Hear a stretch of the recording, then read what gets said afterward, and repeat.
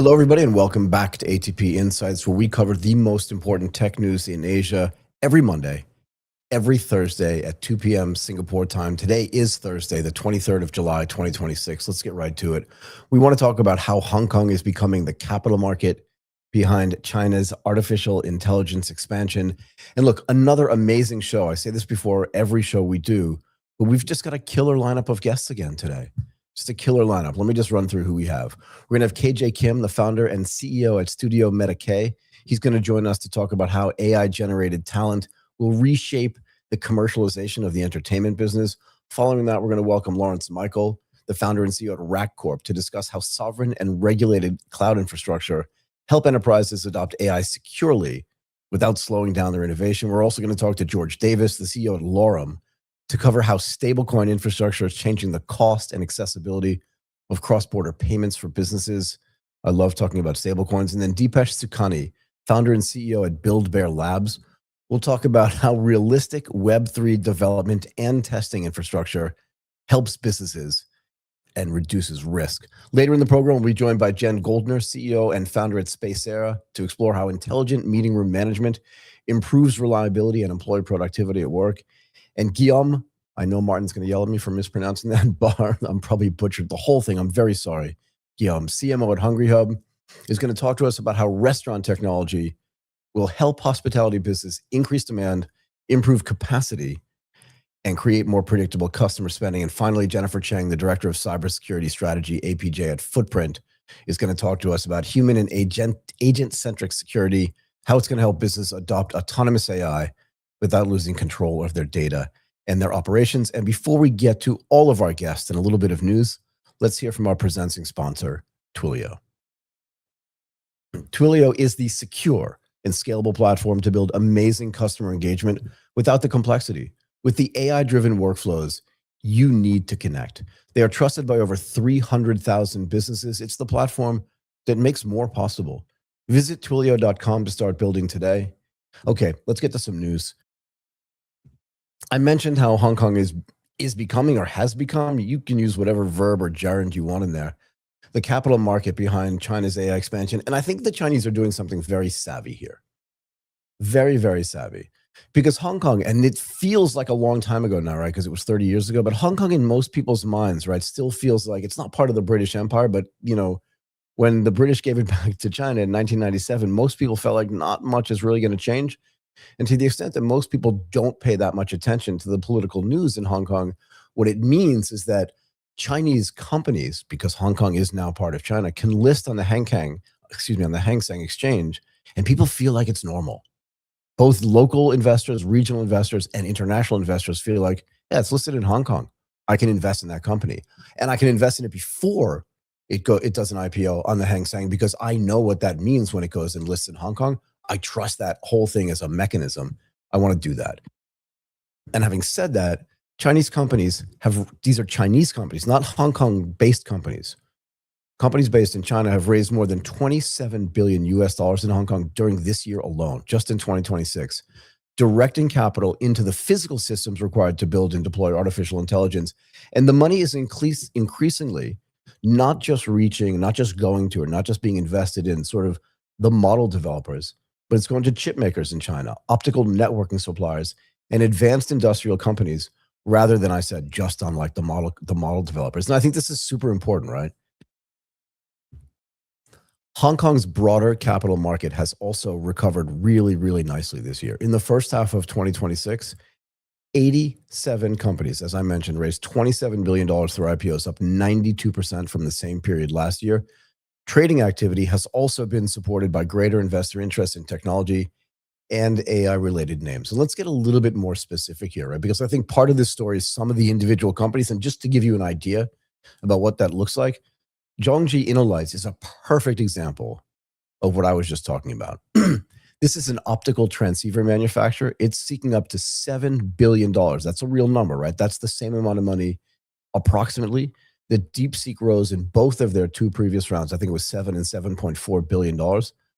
And the potential, if the overall allotment, this is the green shoe, is what we call it in the investment banking business, is exercised, They could raise up to $8.1 billion.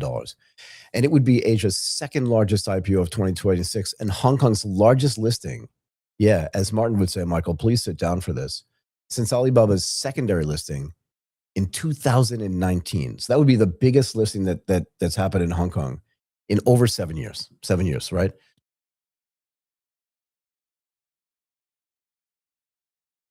A little bit of coffee never hurt anybody. So what do their products do? What does this company do?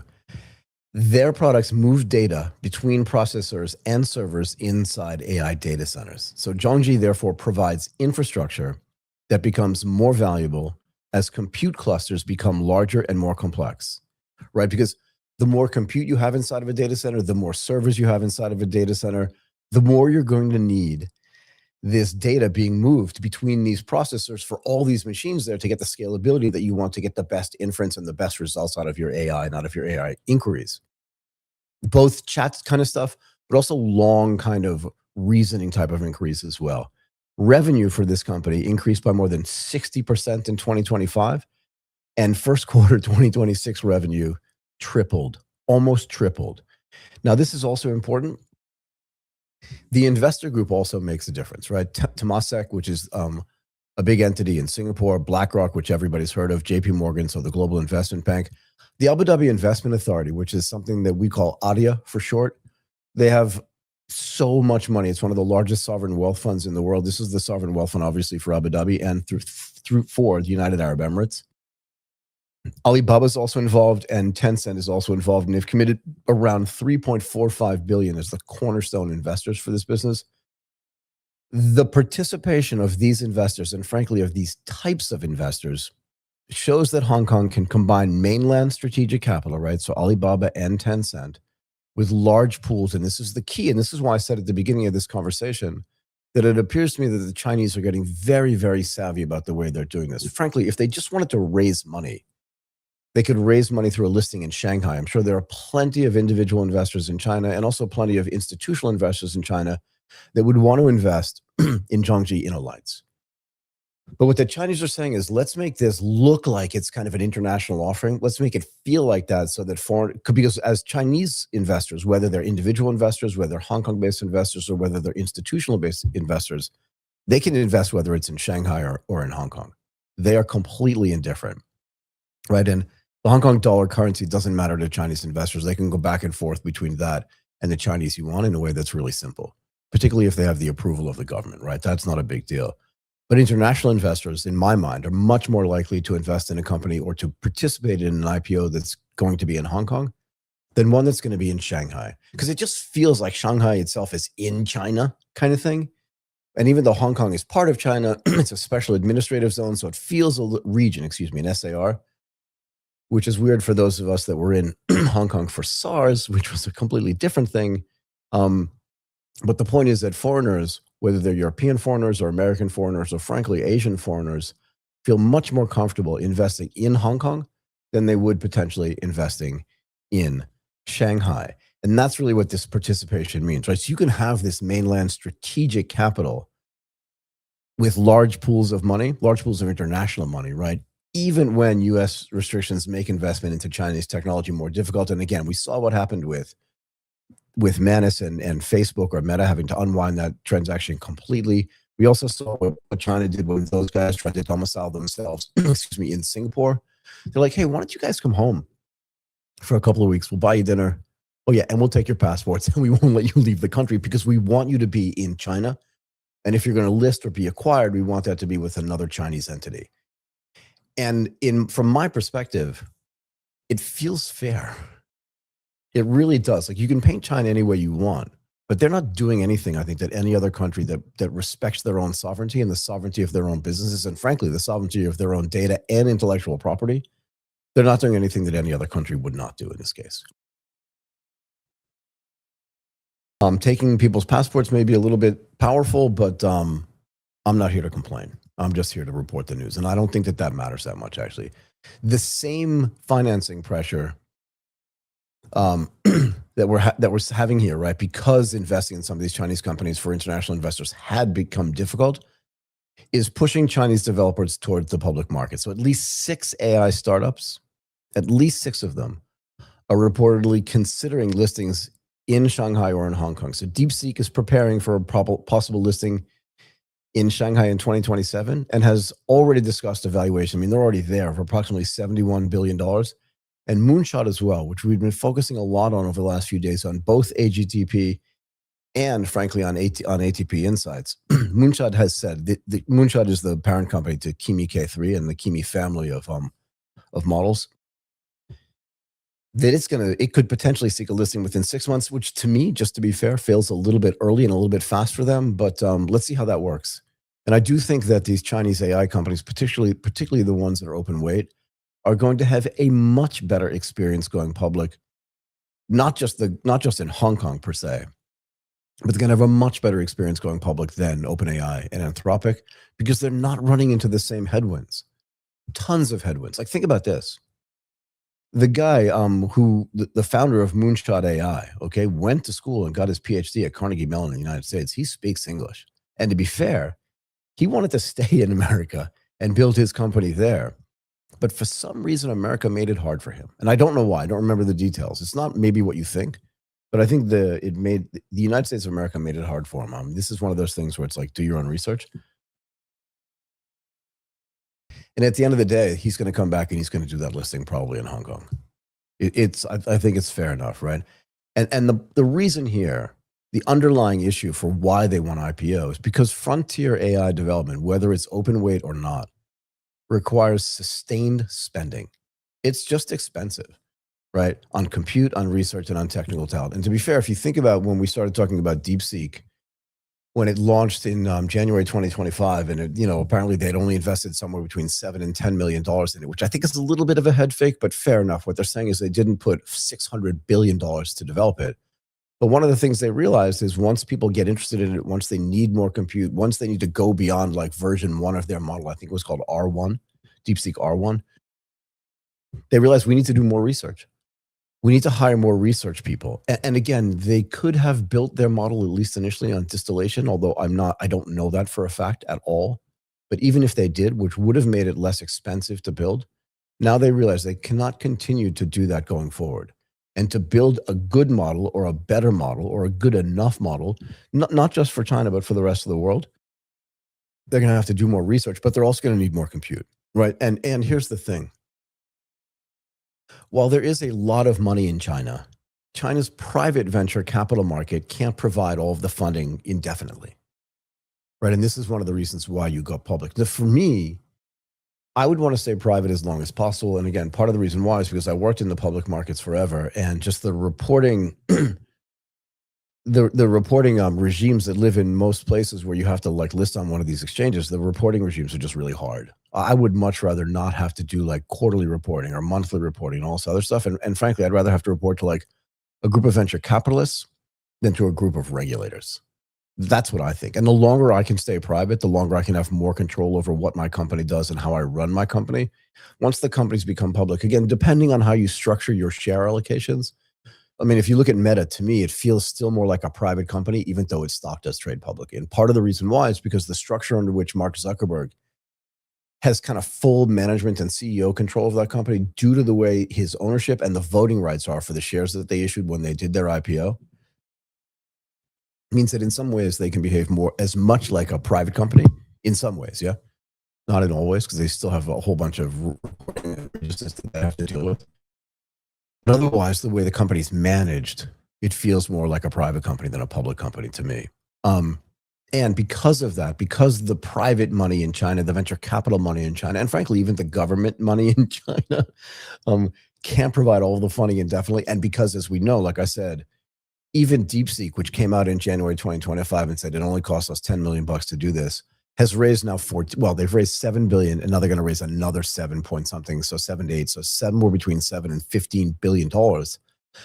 Because $10 million is not going to create frontier style models on the margin. It's just not going to happen. And here's where things get really interesting. We moaned a lot on this show about the special treatment that was given to SpaceX, which yesterday closed at 115 spot 26.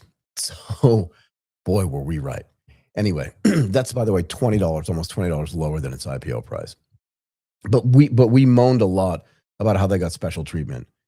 Let's be fair. Hong Kong has adapted its listing framework to support this transition between the private money funding all of these companies, private venture capital, government money funding these companies, moving towards IPOs. Chapter 18C, this is one of the chapters in the sort of listing requirements, gives special technology companies a route to list on the Hang Seng before they meet the profitability standards normally expected from mature issuers. And this is the thing that the NASDAQ 100 did with SpaceX. They were like, yeah, look, we know you guys aren't going to turn a profit. We know you're not going to turn a profit soon. At least that's not what it feels like. But because of the significance of the company itself, they just gave special treatment to Elon Musk and to SpaceX and to the combination of the companies that sit underneath it. And in this case, again, just to repeat this, Hong Kong has also adapted its listing framework to make it easier for some of these companies to list. So fair enough. I mean, everyone, I guess, is playing the same game. They believe that these AI companies are just super important and that the only way to fund them, again, as I said earlier, if private venture capital money is not sufficient to fund all these companies indefinitely, well, then they're going to have to go to the public markets, or the companies themselves are going to die, because they just need so much more money to compete globally. And whether they're open weight or not open weight doesn't change it changes the way they earn economic value, but it doesn't change the pure economics of how to actually run and build one of these companies. At least I don't think so. And that's important to me. So what else do we have here? 6 companies used the framework during the first quarter of 2026. So that's important as well, raising $2.5 billion, more than twice the total raised through that same sort of template, the same, what did I call it? Chapter 18C during the previous 2 years. And the result, frankly, is it's a new financing structure for Chinese AI. And this gets back to what we said at the beginning of this segment, and that is Hong Kong is really becoming the sort of center, right? And the capital market behind China's AI expansion. I mean, that just is what it is. And I don't think that's arguable, actually. And again, we mentioned like DeepSeek was thinking actually about putting some of its listing its company on Shanghai. But my guess is, and again, I always say this when we talk about these things, is I'm not running an investment show here. I don't want people to take investment advice from us at all. But my guess is they'd probably dual list. Right? Because if DeepSeek wants to take money from international investors as well, they're going to have to find a way to get listed on Hong Kong or listed on an exchange outside of Shanghai or outside of China. I keep looking at the price of SpaceX because I do believe that this is a bellwether and all this stuff. And even though it's not a Chinese company, and even though it's not listed in Hong Kong, and even though I do think it's going to make it super difficult now for OpenAI and for Anthropic to do their listings anytime soon. And I think the longer that goes, this is not a part of this topic, but I cannot stop commenting on it. I think if the longer these things get delayed, just the lower the prices are going to be, and just the investment world is just going to be apoplectic. They are going to be really, really mad. Okay. The result, as I said, is like a new financing structure for Chinese AI. Shanghai itself can support strategically domestic companies that are important domestically. And that's just like a different animal. And maybe that's the way DeepSeek is looking at this. But to be fair, DeepSeek is also part of Bedrock, which is on AWS. I don't think they have to consider themselves only a domestic company. And Hong Kong can provide access to international investors and deeper institutional liquidity. And that liquidity actually ends up being really important. Here's the thing, state-backed capital, so money from Beijing, money from the government, can also remain invested for longer periods of time. They don't really need a return in the same way that individual investors and institutional investors do. And together, these markets are being asked to finance China's effort to compete across the entire AI space. Okay, Martin, before we welcome our first guest, let's hear from our second sponsor, Boomi.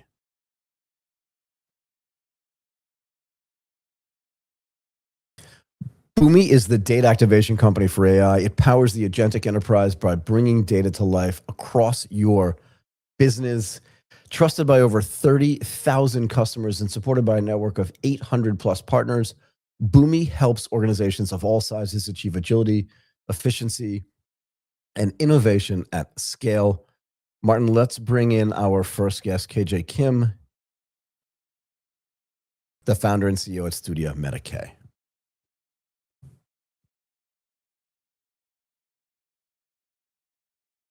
KJ, how are you?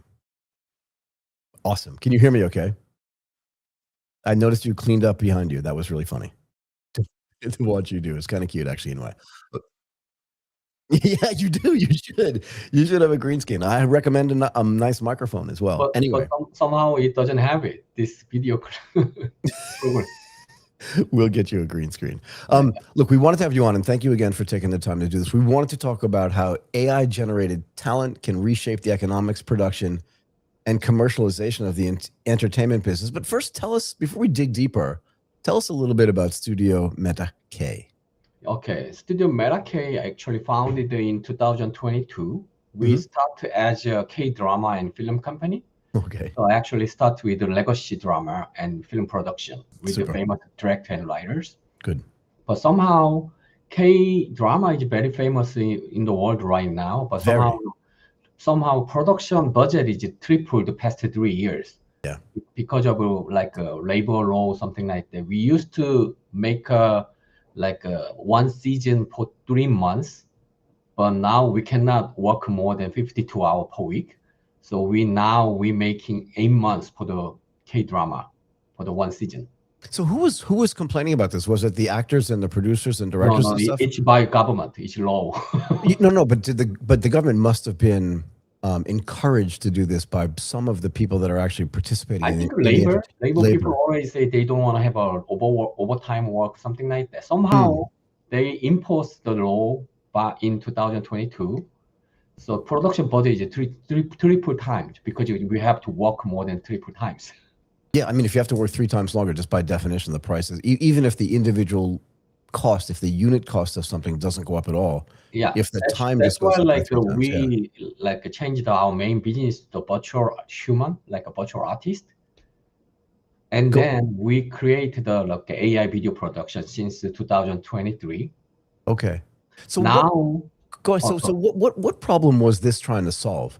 Do you know what I mean? Like, was it just a time versus cost problem? Like, what problem is in entertainment in Korea does AI generated talent solve that production itself cannot?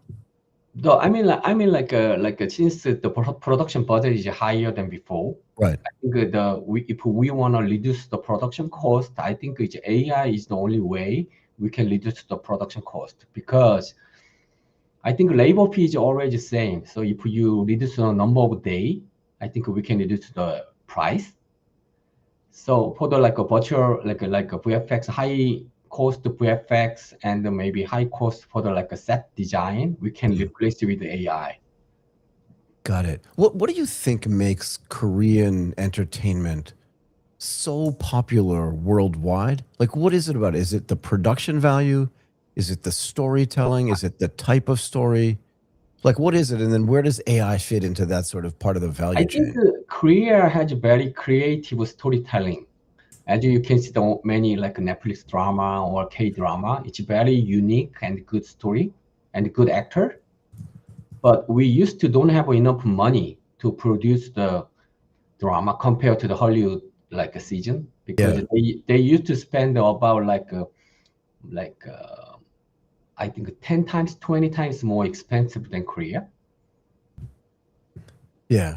But since Korea has really good storytelling, if we can use the AI, we can compete with the Hollywood studio.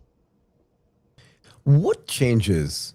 Like, I want to talk about Parasite so badly. That was a Korean movie, yeah? Yeah, that's Korean movies. Do you think that the release of Parasite changed the way the global market looked at Korean movies? And I remember the first, and you tell me if I'm wrong, right? I'm not Korean. I've been to Korea a bunch of times, so that doesn't mean anything.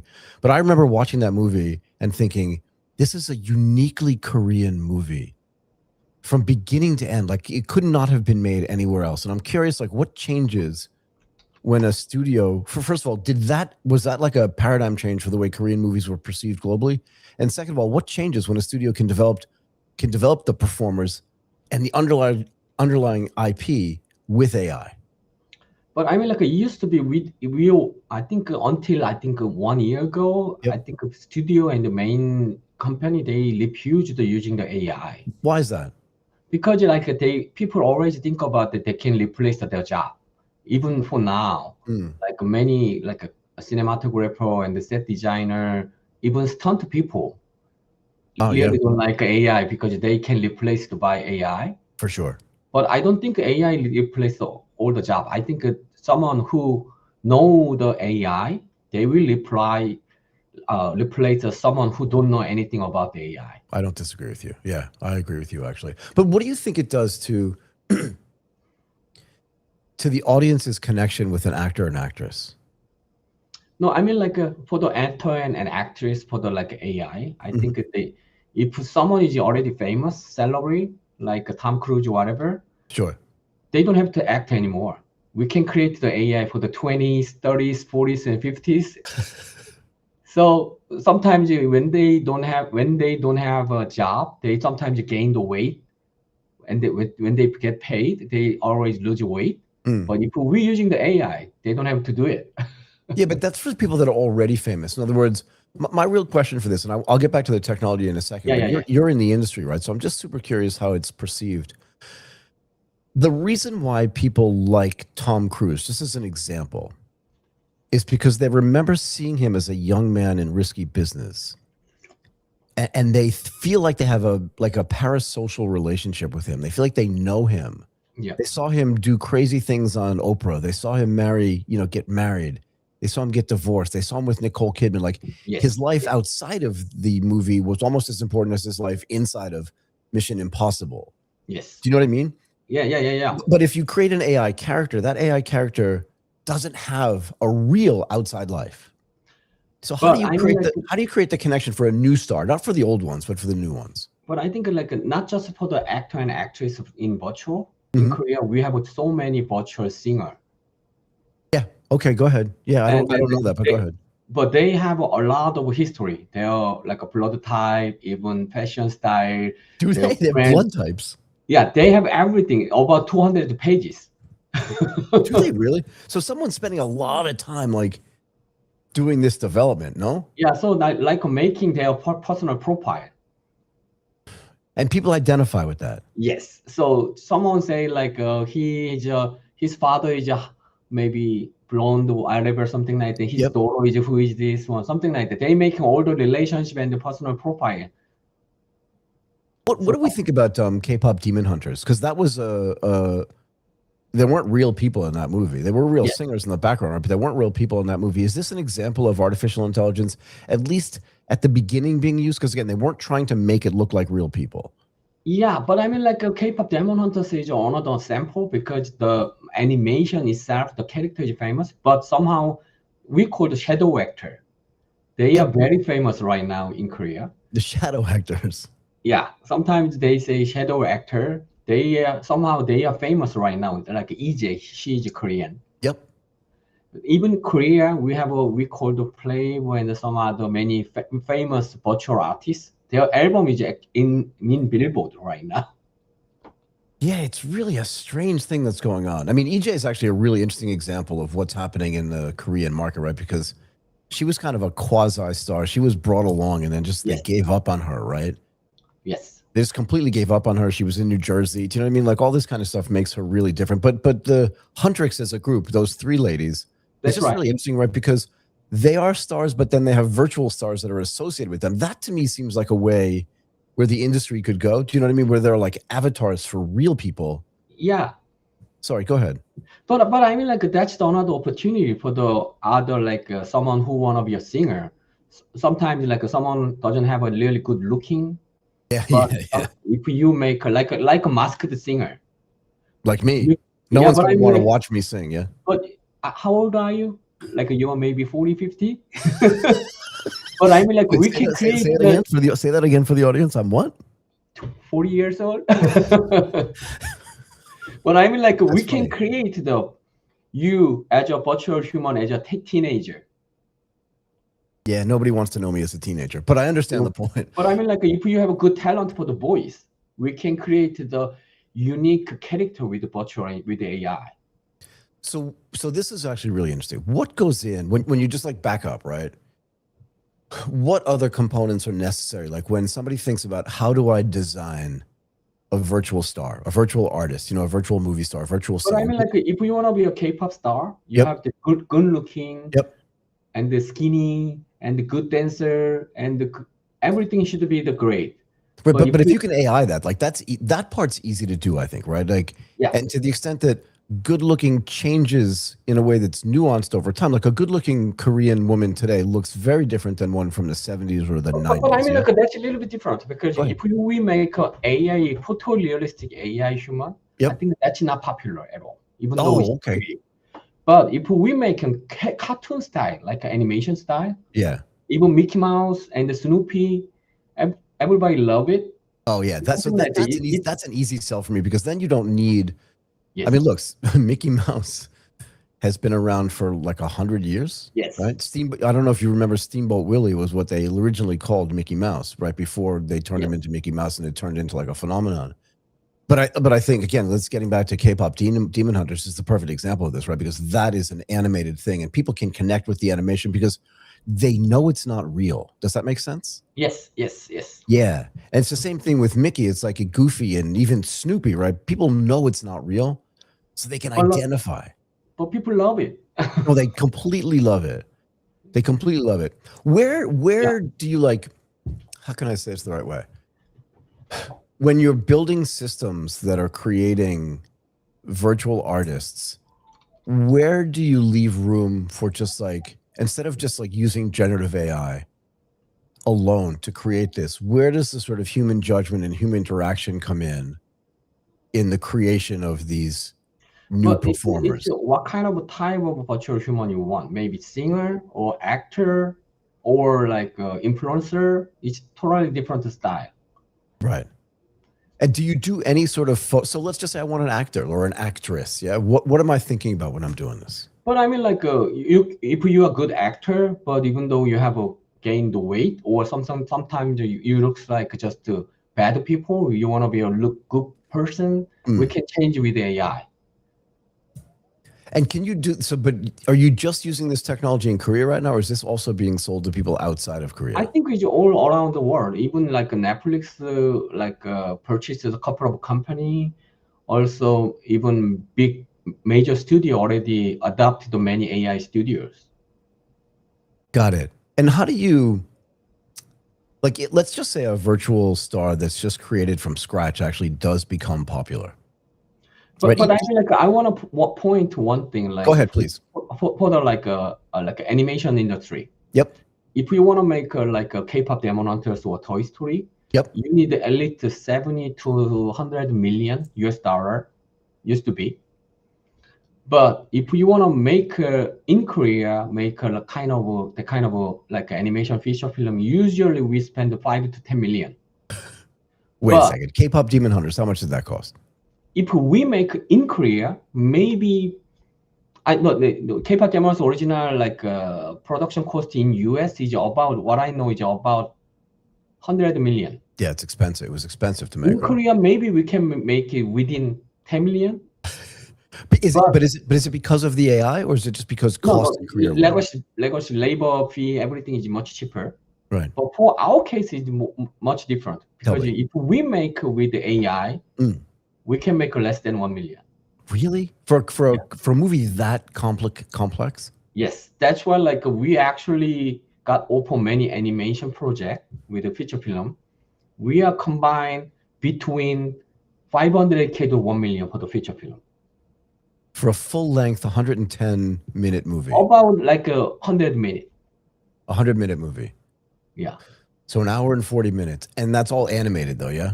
Yeah. So, but we can make within less than 1 million. But it used to be 100 million. It used to be in Korea 10 million, but we can make less than 1 million. And do you use automated voices as well, or do you use like real people? It depends on. We can create a voice with the AI, but if someone doesn't like it, we can have a dubbing with the voice actor. And where do you think voice actor is cheaper? Wait a second. A voice actor is cheaper. Yes. Than what? Than an artificially intelligently created voice. Yes. Why?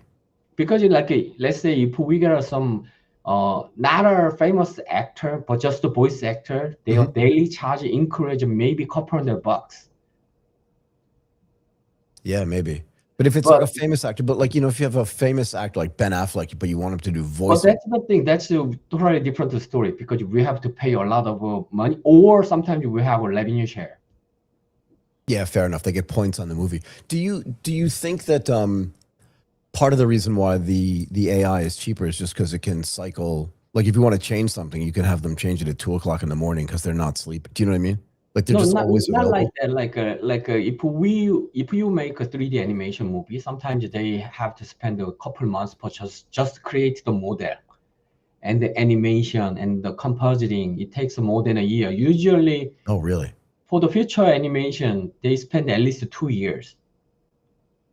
Really? What, creating the movie or just creating the collateral that makes the movie? Everything. So even for the like a Toy Story, they spend a couple of years. But like making Woody and making all those characters in the movie. Even K-pop Demon Hunters, what I know is that they spend more than 2-3 years. But Yeah, in our case, if ahead. you have already pre-production is done, if you have any script and continuity, we can create within 2-3 months. The whole movie. Yes, that's why that's too much cheaper and faster because we don't have to. We can make a shorter. I want to come to Korea and watch how you do this. You should come. I really do. I mean, obviously we create content, right? So I've never made a movie, but I have an idea in my head for like a bunch of different stories that can get told in movie form. So I'm obviously very interested in the way the production, the post-production, the pre-production works. And this idea of being able to take a feature-length movie that already has a script and you can actually apply automated voices, but also characters, because it takes a while to create the collateral for it, but then build that movie around those characters. It's just fast. Like, where do you think the industry goes going forward? Is it all going to be AI generated? Are we going to have real actors? Are we going to get like guys and gals get famous and then stop working as much, but their avatars or the people that look like them keep working? Do you know what I mean? How do you think it's going to go? I don't care if they are using the AI or VFX or live action, as long as the content is good. Yeah, fair enough. Yeah, so what I'm thinking is like, even though we're using the AI in Korea, as I told you before, I think Korea is very strong for the storytelling. And if we have a good storytelling and with less production cost, we can compete with the Hollywood studio. I'm just trying to think what it does to like the Indian movie industry as well, right? Bollywood is also but even Bollywood also, they have a lot of like a computer graphic CG. We can replace with that. And sometimes, as you know, like if you have a Bollywood movie, they have more than 500 extra people in the background. Right? Yeah, it's insane. But we don't need it. We just need a couple of like a main actor, and we can create all the extra people with AI. And we can save a lot of labor fee. What kind of hardware are you using to facilitate this? Hardware, you're using the like a graphic card and a high-end like a PC. Using Windows-based machines, does it matter to you? Yeah, we're using the actually Windows basis with like a NVIDIA expensive graphic card. Yep, I know the feeling. We have expensive video cards, graphic cards in our in our PC as well. Martin, if you're listening, you know how that feels. What else? What are you using for like what kind of monitors do you? And I know it may seem silly to ask about the screens, but like that's where the color actually comes into play. Big good like a dual screen. But I mean like we're using the same software, everybody using it. What are you using? Like we're using the Bell 3, Cdance, Clean, even open source. We are using more than 20 different tools. And do you automate that part of it too? Because there are plenty of ways you can use artificial intelligence and agentic AI to kind of run your, I'm going to say Photoshop. You're not using Photoshop, right? But because Adobe itself connects to artificial intelligence. I'm curious, like which models do you use, or are you agnostic to which model you use? But I mean, like for example, the Photoshop, like even Photoshop. If designer using the Photoshop, they have a good design. But if engineer using the Photoshop, they even font is ugly. Yeah. No, I completely look. We use some of the Adobe products in our business as well. Yeah, but I mean, like everybody, even VFX studio, like a computer graphics studio, even Hollywood and Korea, maybe some East Asia, they using the same tools. But Hollywood movie is good because they have a more experienced, good supervisors. Yeah, maybe. So we are the company. Actually, we have a more more experienced than other studio because we started the AI video since 2023. Yeah. Most people start maybe last year. I was gonna say last month, maybe. Yeah, It feels like to me. maybe. So we are not a good company. We, I think, a little bit only learning more than 1 or 2 years than compared to the other company. Which is like a lifetime in the AI space. Like Yes, 2 that's years in what the I'm AI saying. space That's is what like I'm 20 saying. years in any other space. Yeah. Okay. KJ, look, it was great to have you on. I love the energy. I love the back and forth. It was really great to have you here. KJ Kim, founder and CEO at Studio Medicaid. Thank you so much for joining Thank us you today. so much. You were awesome. Thank you. Bye-bye. Thank you. Okay, Martin, let's hear from our last sponsor, HCL Tech. HCL Tech is supercharging progress with AI that moves beyond ambition and delivers real business impact. A recognized AI leader, trusted by global enterprises to turn technology into transformation. HCL Tech, supercharging progress. Martin, let's bring in Lawrence Michael, the founder and CEO at RackCorp.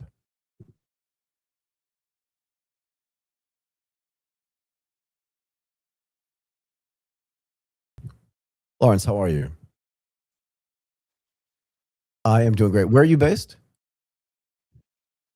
It sounds like it. My daughter's in Sydney, just in case you care. Not that anybody really does. Anyway, it's great to have you here. Thank you for taking the time. Love your background, by the way. Yeah. It looks like my old desk at Goldman Sachs, like 6 monitors, lots of stuff going on, lots of stuff to look at. It's great to have you here. We wanted to talk about how sovereign and regulated cloud infrastructure can help enterprises adopt AI without slowing innovation. But first, tell us a little bit more about RackCorp, if you don't mind. Sure. RackCorp's a 100% Australian-owned company. It's been established since 2003. We just celebrated our 23 years. Congratulations. Based in Sydney. Thank you. Yeah. We provide cloud infrastructure in different data centers in cities and countries around the world. I think we're up to about 40-odd data centers now in about 17 countries. So we... can I ask you this question, though? When you started back in 2003, I always like to say this. Let me back up for a second. I always like to say that, like, the guy who designs the windshield wipers on a car, you know what I mean? He's not bragging about, don't worry about the background. It's super cool.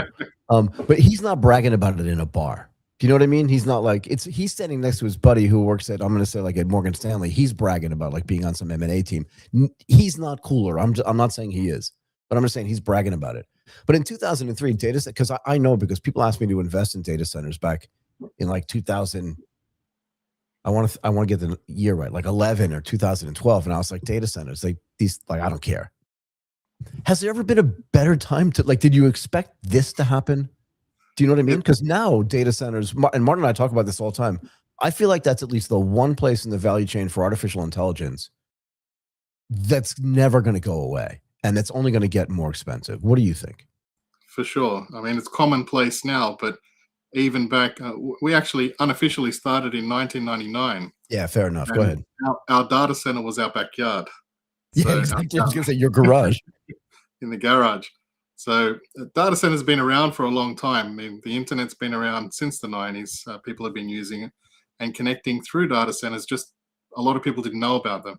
Yeah. Obviously, now it's been accelerating. There are a lot more data centers because of the requirement of having more resources needed to power all of the applications, systems, processes that data centers house.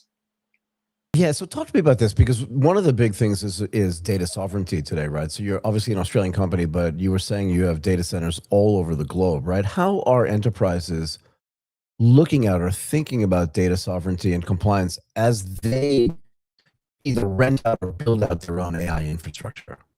Sure. Well, for a country, sovereignty has always been a very important issue. Yeah, for sure. Countries want to have independence. They want to be able to control what they do and protect their people. That's I guess the definition of sovereignty is free from external influence. Fair enough. Go ahead. Yeah. When we talk about data sovereignty and when those data centers are building in different countries and different regions, sovereignty it's made up of a few things. Go ahead. The first part of data sovereignty is data residence. Where does the data live? Where does it sit? Which data centers is it actually in? Some governments have certain regulations for certain industries where they say data for example, for healthcare or education or for government agencies, will need to sit within the borders of their jurisdiction. Yep. So data centers would need to be built for that purpose so that they're there. The second part of sovereignty is the operational part, who's providing the maintenance and support. And if that's an external or third-party organization that's outside of that country's borders, well, then the sovereignty story goes out the window, because it can only be a sovereign solution if you have all the elements together, not one or the other, but it's one and the other. So this actually gets really interesting. So what does that mean? Let's say you build a data center in Korea. Sure. Right, or in France, actually, more importantly, right? Because the EU is really big on data sovereignty these days. Sure. And it makes sense to me. But if an Australian company builds a data center for artificial intelligence for like Mistral, obviously if they put it in France, if it's for the French government or whatever in France, that's only half of the equation. Sure. How do you handle this part about the operational side, about like who manages it? You're not going to send a bunch of guys and gals from Australia to run it, but it's still being run by an Australian company. Where does the sovereignty begin and end there? Sure. So in our particular circumstance, we build and train local entities in each region to run independently and support independently those workloads.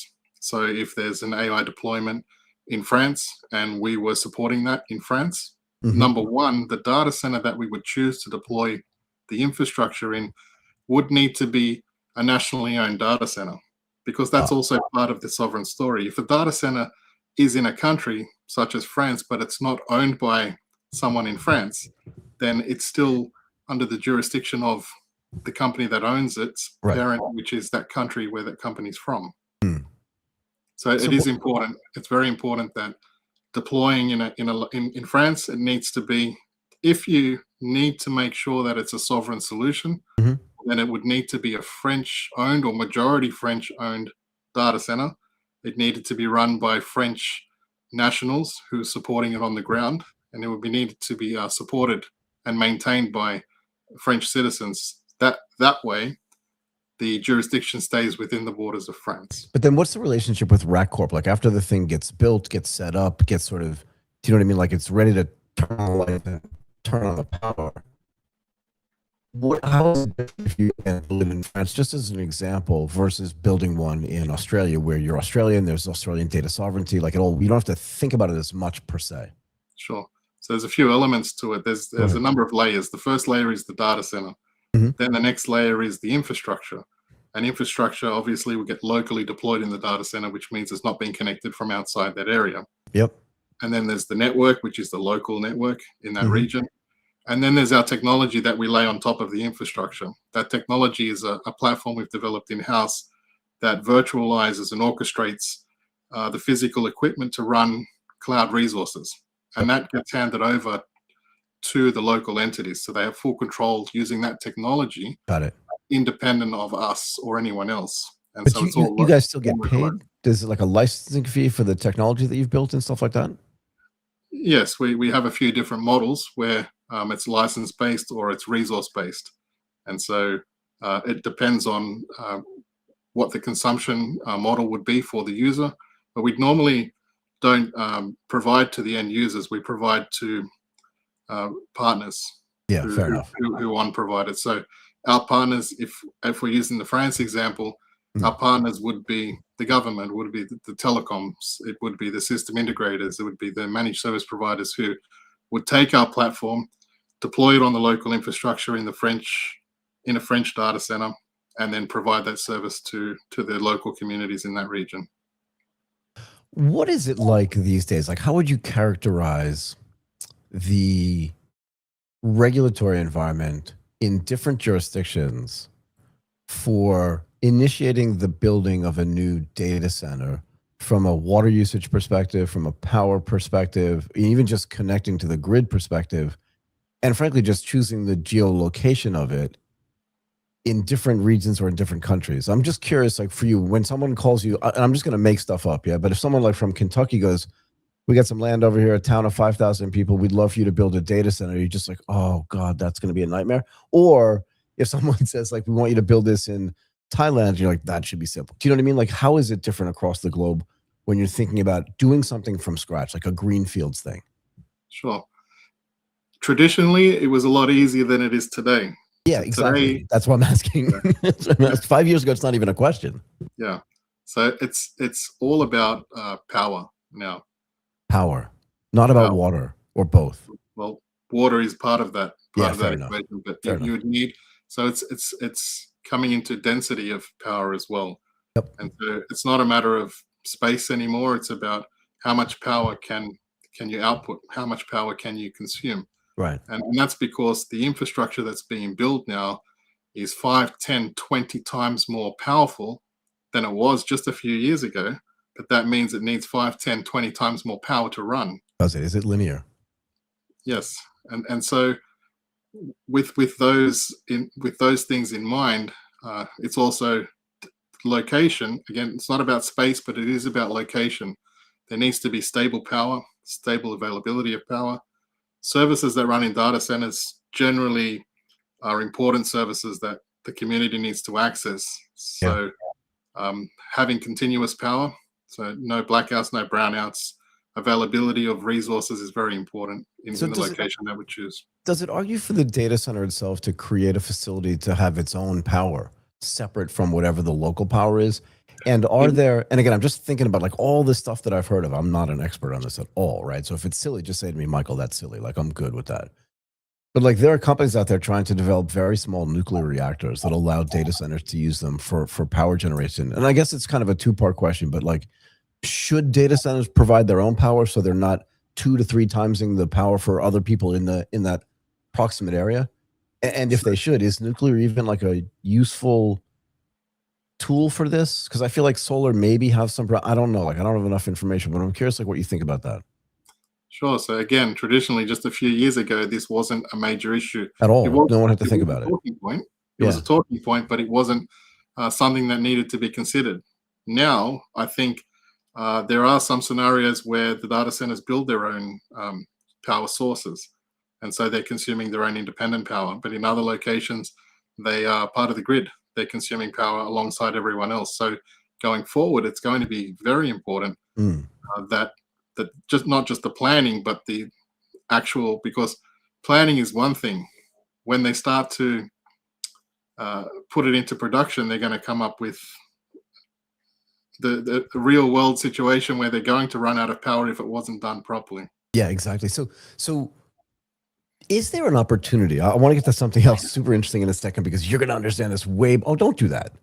That was cool. I've got a screensaver that's got the Windows, the Nintendo Entertainment System. Oh, come on. I like it. That was cool. Don't keep turning around and doing that. Right.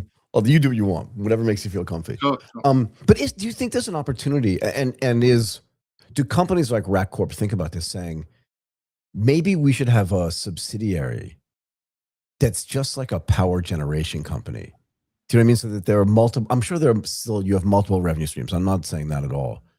But if you're in the data center business, does it make sense? Like I just saw, not just, but like over the last few months, I've seen stories about SoftBank committing $30 billion to invest along with its investments in data centers in the United States just to create power. Are there other opportunities for companies like yours that are in the data center business to say, we have a sister business called like PowerCorp, right?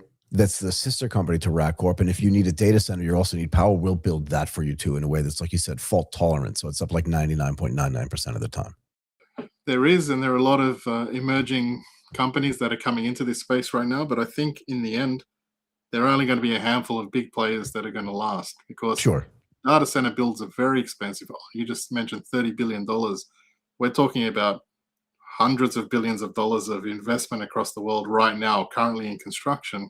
And that's only available from a handful of the major players, and that's because the data centers. It's not so much about the complexity; it really comes down to the cost.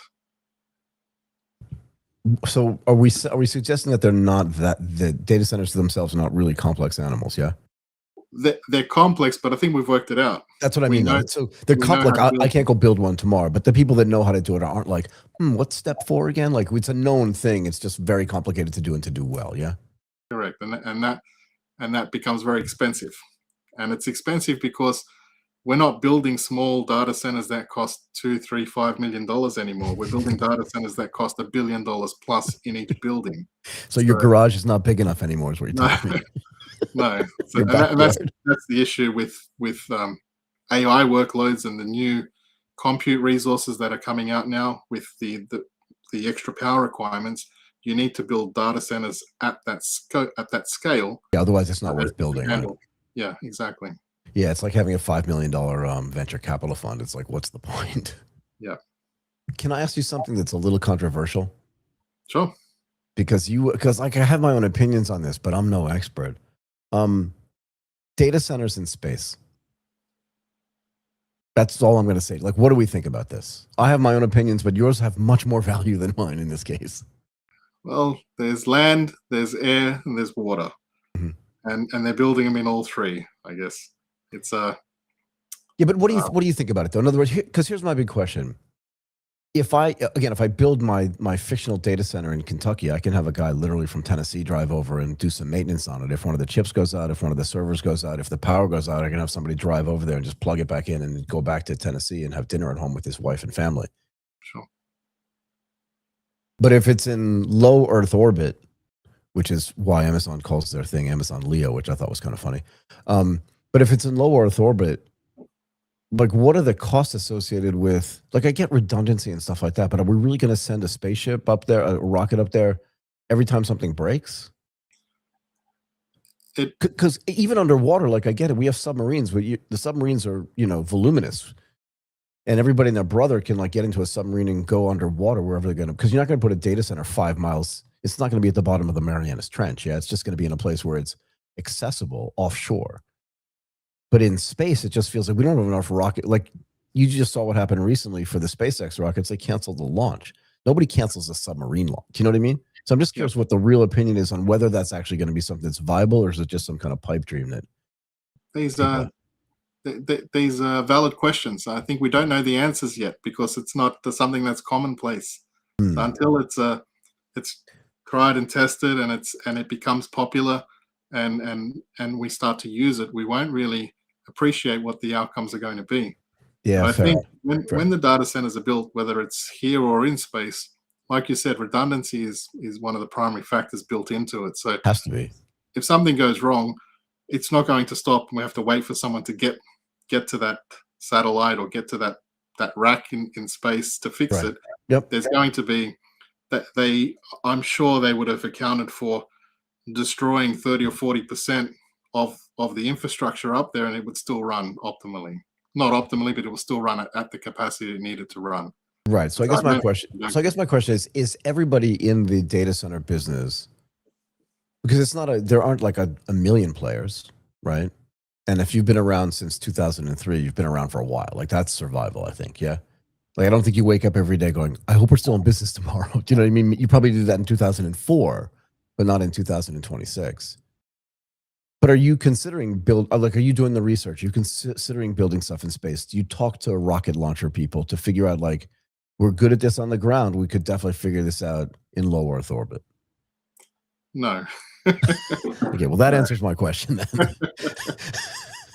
I should have asked you that first. Why did I go all the way around this thing and ask what you thought? And I just wanted to know, like, are you going to do it? And your answer is no. Okay, fair enough. We'll leave that to the experts in space. Oh, stop it. Stop it. It's interesting. It's an interesting space to play in. Going forward, I think we'll be deploying in more local data centers that are being built by nationals in each country. Right. And we would work with those data center providers to deploy infrastructure and our technology to support their sovereign workloads. And that's because it's going to be much more important in the future. I mean, it's very important now for us, but for people who aren't that familiar with sovereignty yet, and the consequences of not choosing to place your data in the right place, right? It's going to be vitally important in the coming months and years. Yes, let me tell you a story, and then we can continue on. And I've told this story before, but I'll tell it as often as is necessary to make people understand that, like, this is a real world thing. When I was at Goldman Sachs, I was working in Tokyo on a portfolio trading team, and I was like mid-level management or whatever. But I was very good with the technology. My boss said, we're having a problem in Hong Kong. where we ran the entire business of portfolio trading, which is like trading thousands of names of stock on multiple different exchanges all at the same time with different opening hours, different closing hours, and different rules and regulations about how to trade. And in my first week in Hong Kong, which was in December of 2003, I think it was a long time ago. So not around the same time. It was either 2003, 2004. I can't remember anymore. But one of the things I noted was that the entire Korean data infrastructure was based in Hong Kong. All of it. Every server that ran the portfolio trading business for our Korean business was in Hong Kong. And I just remembered asking compliance in Hong Kong, like, is this okay? Or no, in Korea. And they were like, no. The rules and regulations state that it's 100% illegal to have that data outside the country, running on a server outside the country. The only thing I did that day after work, because I had a whole bunch of other stuff, I was trading. And after work, not after work, but after market hours, like I had to take care of all this tech stuff. I called my boss in Tokyo and I was like, hey man, like every time we trade in Korea today, it's illegal.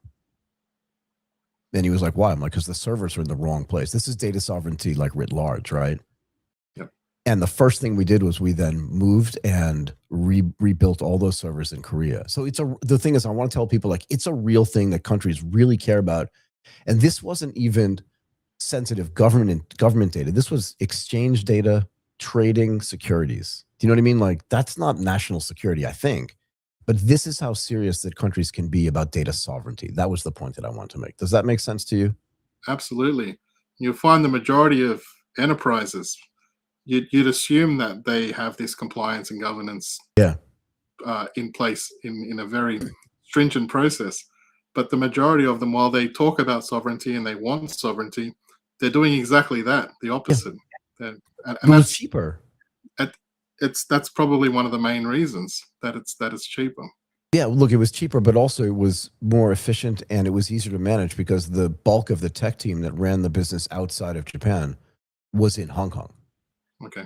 So this gets back to the same idea of like, are you going to send somebody to space to manage it? Yeah. We had oh my. So we had we had backups and stuff like that, but still every now and then something would go wrong and literally somebody had to go from Hong Kong to Korea to fix it. Yep. Anyway, can you talk to me about the software? Because I feel like people underestimate the complexity and the necessity for complexity for companies on the enterprise side that, like, you build a data center for them, but now they're running data centers in 2 or 3 different places, in 2 or 3 different domains, in 2 or 3 different geolocations. But they need to understand both the complexity of running those things together. You know what I mean? Having data backups, having the data sovereignty, like how complex has the software become now that manages this stuff, particularly compared to what you're doing back in 2003 or 2005? It's changed a lot. I think a lot of the processes within a platform should require compliance integrated into it. So governance around the processes, around the operations, around the data. And that's becoming more and more important when organizations are becoming more complex, when they're having multiple sites, multiple locations, different types of users and groups accessing different services. How do you govern the process of all of that? And that's something that's becoming more important now. And that's something that's being integrated into software platforms that are being offered around the world for different entities. We do that. Compliance and governance is a very important primary focus of what we do when we deploy a workload or architect infrastructure for a client, what they need to do. Yeah. I would guess that most companies misunderstand, or at least don't have a full understanding about how complex the software has to be. As you said, like the hardware is pretty well understood. And I'm sure from your perspective, the software is too. But I think a normal enterprise knows, like, we're going to have racks, we're going to have machines, we're going to, all this kind of stuff. But they misunderstand, like, just how complex the software is. Okay. Well, the software, while it's complex, we've automated a lot of those processes. Yeah. And so it becomes easier to use and implement because it's always available. I'm sure we could spend hours talking about where you've deployed artificial intelligence. Maybe we can do that the next time we have you on the show. Look, it was great, Lawrence, to have you on and to talk about this stuff. I hope you enjoyed this as much as I did. Thank you so much for coming and doing it. Really, really interesting stuff. Thank you very much. Thank you. Bye-bye. Bye for now. Okay, Martin, let's bring in George.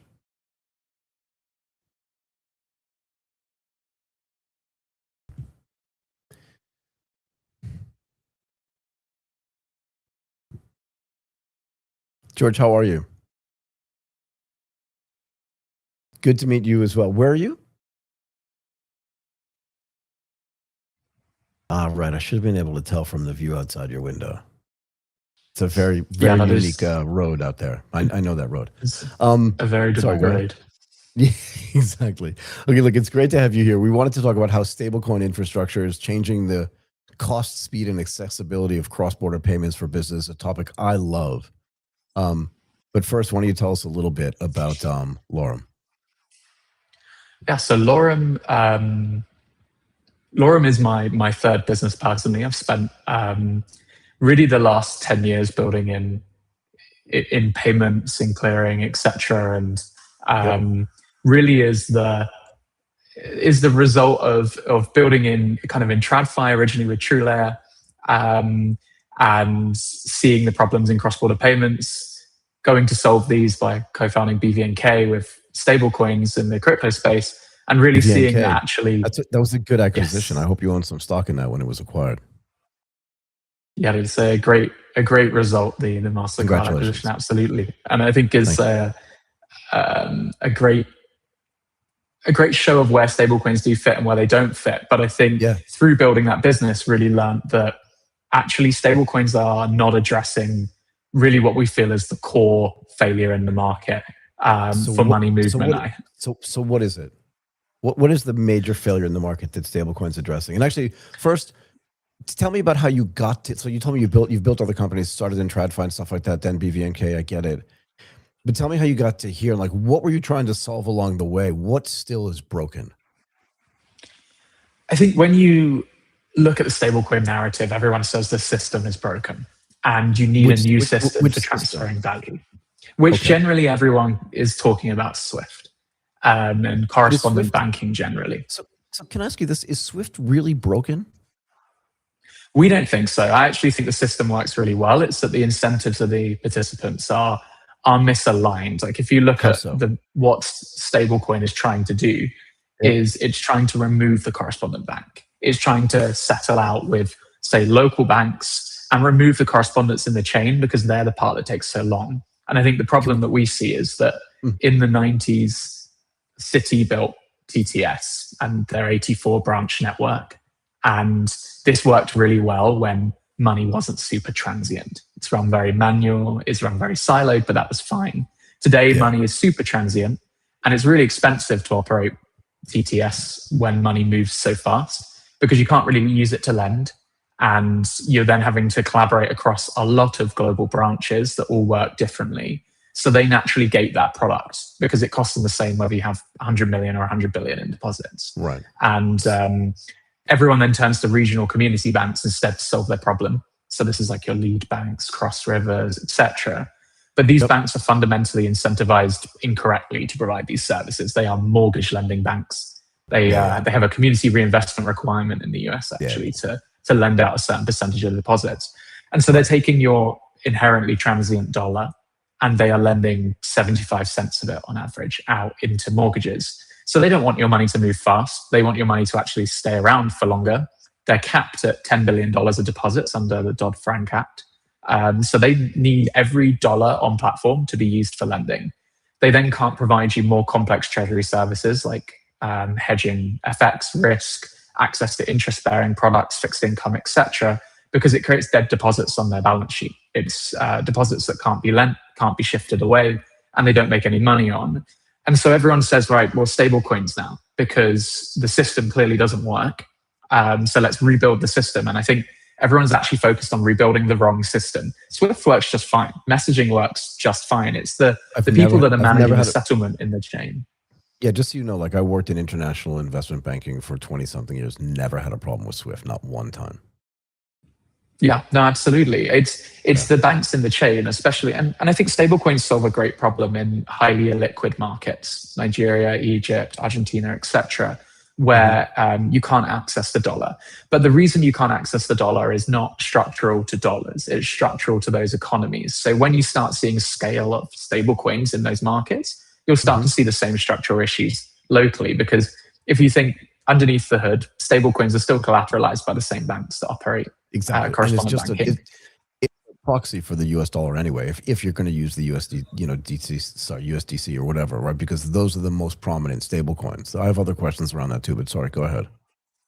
But our thesis really for Lorum was can we build a 100% reserve-backed global custodian bank effectively operating for financial institutions in that nested flow where actually we can remove those hops, we can leverage SWIFT correctly, leverage local payment schemes correctly, and can be agnostic to whether it's a stable coin or not. It's really, the world is lacking a good bank for banks today. And that's really what we ended up focusing on, because that's where we think it's wrong. Everyone focuses on building this top layer at the top. Neum's tunes Wise with treasury netting, and then you build Neum tunes Wise with stable coins to be the mover of value. But no one focuses really on fixing the bottom problem, which is that clearing layer right at the scheme level, which the global banks operate but are not incentivized correctly to do well anymore. Right. So that's the and that's where I think stablecoins don't address. So that's the question, though. If Lorum is building the bank for banks, but the banks don't want to have settlement be faster, right? Because that removes their ability to then lend out that money. Like I remember when stuff took 3 days to settle. Now it takes 1 day to settle, depending on who you're using. Somebody who's much older than I am said it used to be T+5, which I think is insane. But but why? Like, how does the flow change? Let's say Lorum gets what it wants, builds what it needs, and then everybody starts using it. What does the flow look like today? If you're going to remove correspondent banking, like how does it look today, and how does it look like if Lorum wins? And it's not really to remove correspondent banking, but just to change how it's operated effectively, sure, as we would be that correspondent bank. And we are quite late stage in our process in the US to become a national bank there. But the reason things are slow are because of hops in the chain that are holding onto the money or not understanding the money as it moves. And so the logical way to improve that is to remove steps. What we see with stablecoins is that we are just changing who owns the steps. So we're going from a AAA rated correspondent bank like BNY, Citi, JP Morgan, and we are going to a local bank and a local crypto exchange. And so we're just shifting counterparties, shifting counterparty risk around to people that we feel somehow understand the payment better. And so the way Citi has dominated with TTS for the last 30 years really has been that they own every stage of the flow. They own the branch in each local market. They're the biggest remitter of SWIFT messages around the world. And that's what the part that needs really rebuilding is these treasury services around that. And so with Lorum, the idea there is really to rebuild that TTS product from scratch, not siloed, not manual, automated everywhere, central bank settlements around the world, but hooked together like a correspondent bank. Like you don't want, if you're a bank and you work with another, you don't want to have to start creating accounts with that other bank, moving all your liquidity to that other bank. You want to be able to operate how you do normally with SWIFT, which is you register your BIP and payments arrive through these Nostra accounts. And we're making that process much better because we can give you that same experience, but without having to work with 5 or 6 different counterparties in the middle and keeping you in your own platform around the world, just focused on these nested financial services. And one of the biggest problems with correspondent banking today is everyone is uncomfortable with nested flow. So everyone is uncomfortable with processing payments on behalf of other financial institutions who have their own customers where they don't own the customer. And so you find that really this is that layer of risk that correspondents are not comfortable with. It's what slows things down. It's what stops payments routing through their most efficient route, is because the underlying bank is uncomfortable that they don't know who the end customer is.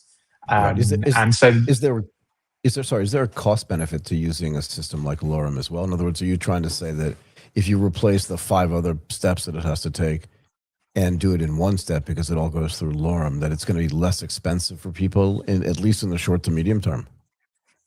Ultimately, yes, because each of these banks takes their share as that money moves through their ecosystem, through their platform.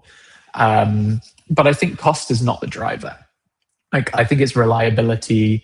I think it's speed, etc. These are the things that people ultimately really care about. People always laud, Swift's expensive, but it's not really. It costs you $15, $20, $30 worst case. Right. And we specialize in wholesale payments. where these are millions and millions of dollars moving around the world. We're not really specializing in remittances. Like if you are sending $100 to the Philippines, you care much more matters, about that $30. But not when you're moving your treasury around with millions of dollars.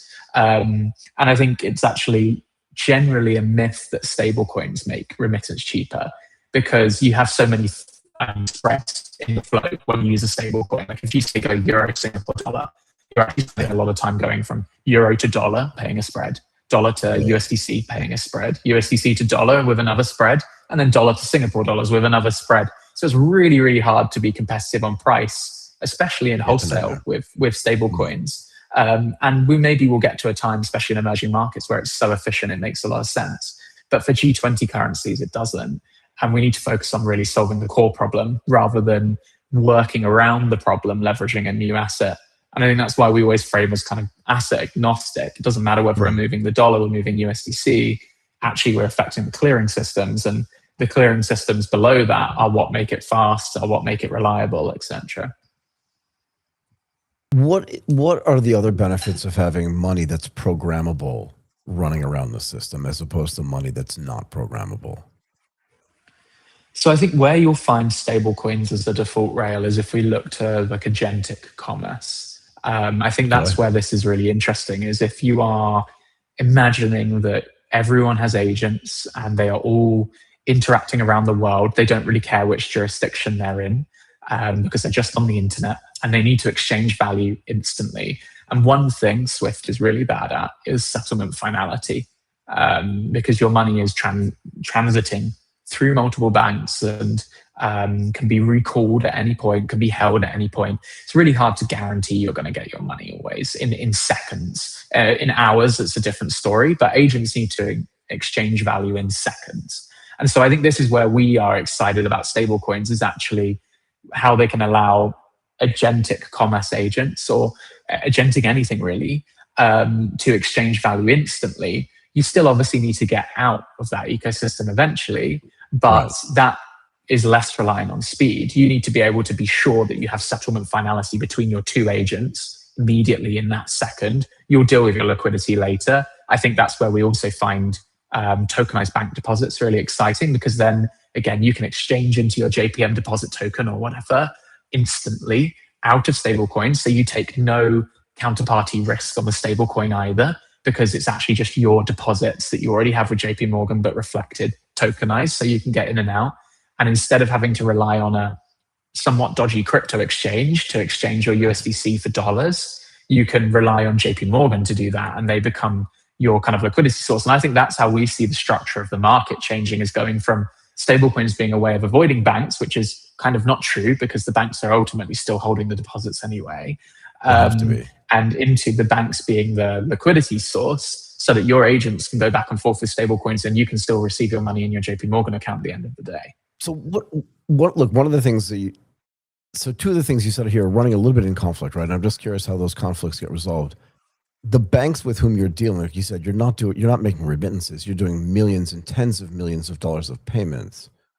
But agentic commerce, at least in my mind, at least not in the medium term, at least, are not going to be doing 10, 20, $100 million transactions, right? Because it's just not a perfected technology yet.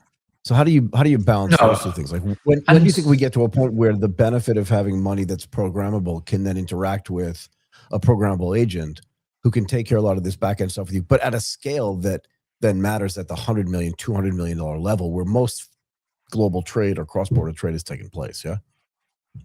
And I think when you look at where a correspondent bank sits and where they should sit in this flow, it's not at the agent level. It's not at the $100 going back and forth between agents. No, not at all. It's actually on the platform that is operating with those agents, right? Like those agents aren't on their own. You will still use an agentic commerce platform, which will need a correspondent bank. And that's really where we sit. It's not actually at the agent interaction. And that will do really well with stablecoins. It's what happens when you need to get out of that environment. That's where you use your correspondent. And that's really what correspondent banking is banks working together to move money in markets they're not in. And you can think about this the same as like agents have moved their money, and then you need to actually get it into the real world. And that's where you start looking at more wholesale problems versus kind of retail level problems. Got it. So there's so much to talk about. I don't want to let you go, but I have to let you go. Look, I really appreciate your time today, George. Fascinating stuff. As you can tell, I'm very interested in like where stablecoins are actually going to be used. And I don't disagree with you. I do think that like the myth around this is that it's going to be cheaper and that there are less hops here. I think there's just as much going on in the middle as there is for just like regular fiat currency moving, at least Absolutely. on the margin. And it'll be interesting to see what you're building and how it impacts all the stuff that you're talking about. But I really appreciate your time today. Thank you so much again. So thanks for having me.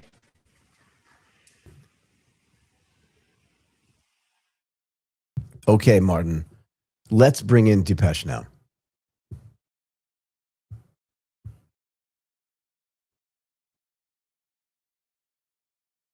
Oh, wow.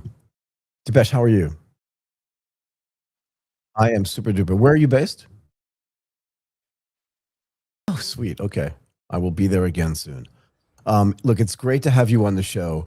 Dipesh Sukhani, founder and CEO at BuildBear Labs. We wanted to talk to you about how realistic Web3 development and testing infrastructure helps businesses launch more secure, decentralized application with less cost and risk. But first, tell us a little bit more about BuildBear. Right. So BuildBear is essentially a dev tool. It's focused on providing deterministic testing solutions for smart contracts. We are approximately 4 years old, and we've been working with a lot of DeFi applications since really long. One of my greatest client is Consensus, that I've had the pleasure with working since really long time. Yeah. Okay. What is still really hard about building this stuff and testing decentralized? Like, where does the complexity come in testing these decentralized applications? And how is that different from testing just like a regular, you know what I mean, non-decentralized app?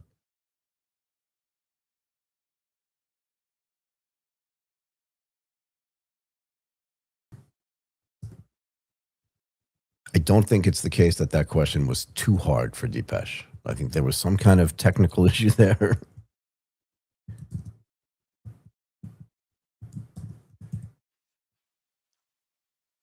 That's okay, Martin. No worries at all. No worries at all. Is he? Do you think he's gone? Say it again. I can go through some stuff. Yeah, it's not a problem. I'm just curious. Like, is he? Okay, just text me. Yeah. No worries. I think the audience is definitely patient. There he is.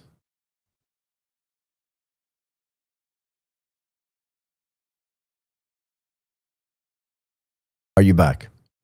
Yes, I am back, and I'm so sorry. I have no idea what just happened. Was it something I said? Was it something I did? I didn't think that question was too hard for you. No, it probably required me to go and check up a little bit myself. Like, I'll be right back. Do you want me to go over it again or no? Are you still with me? No, I remember the question. So in terms of the question is that how difficult is it to build? Yeah, why is it, and how's it different? Yeah, it's actually the underlying environment. See, for any typical application that you build, either for, let's say, an iPhone or an Android phone, or for that matter, a MacBook, the underlying environment can be determined.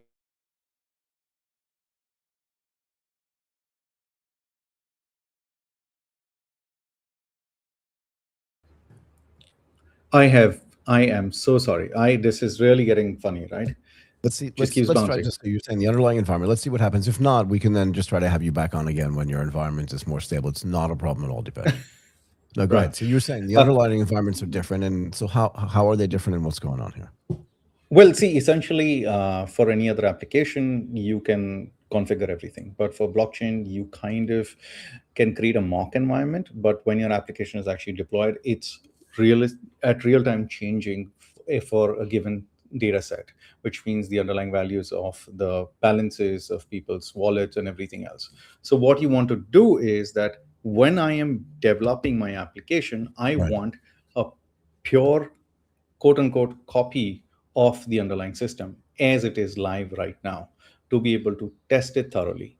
Not just saying that, okay, what if I have like 1,000 Devla wallets and they do 2 transactions per second? Nothing like that will work, because your application goes live. That's a totally different environment. Look, production environments and test environments are different. But how does it impact it directly, like smart contracts? Like, what are they doing? Because I'll give you an example. when we changed our trading tech, when I was at Goldman Sachs and we updated or changed or amended or iterated on our trading technology, we would literally come in on a Saturday morning because the exchange would have exchange testing. And you're right, it's not a live environment, but we could send like thousands of trades and they were just like having thousands of reactions to it. So we knew that it wasn't real, but we felt like it was as close to real as we could get. And if it worked on Saturday, we kind of rolled it out. And then we expected it to work on Monday when the market was actually live. Right. Why are testnets not adequate for like serious smart contract development? Like what's wrong there? What's missing? And can they be made better? Well, we'll answer the other part, which is can they be made better in a different part. But essentially, see, if you talk about setting up environments, test environments, and let's say testnet, essentially, I want my entire application is dependent on USDC smart contract. Yep. Now, this has happened with me in the past. I have set up, like these mock testnets. I wouldn't get the same address of the USDC contract. Like on a testnet, let's say, for example, long back, there were these different testnets that we were testing with. The DAI smart contract address was different. The USDC smart contract address was different. Now, when I am actually building my applications, what do I take into account? Do I take those addresses, smart contract addresses, or do I take the ones that are live on the mainnet? Yeah. That a small change can really cause a lot of issues itself. Like the whole testing environment, when it has to be deployed in production, will have to go through big major pipeline shift just to make sure that everything that now we're deploying in the production matches with the production data set. That itself is huge enough. And then there are more than that. Yeah. Like, for example, what user has what balances, what liquidity standing in the Uniswap, those kind of things. What does a realistic blockchain testing environment then look like? Or what does it need to reproduce before developers can trust the results? Do you know what I mean? Because like I said, when we tested against the exchange, one of the things we did was give the exchange feedback of like, it would be helpful if you had this thing going as well, kind of thing.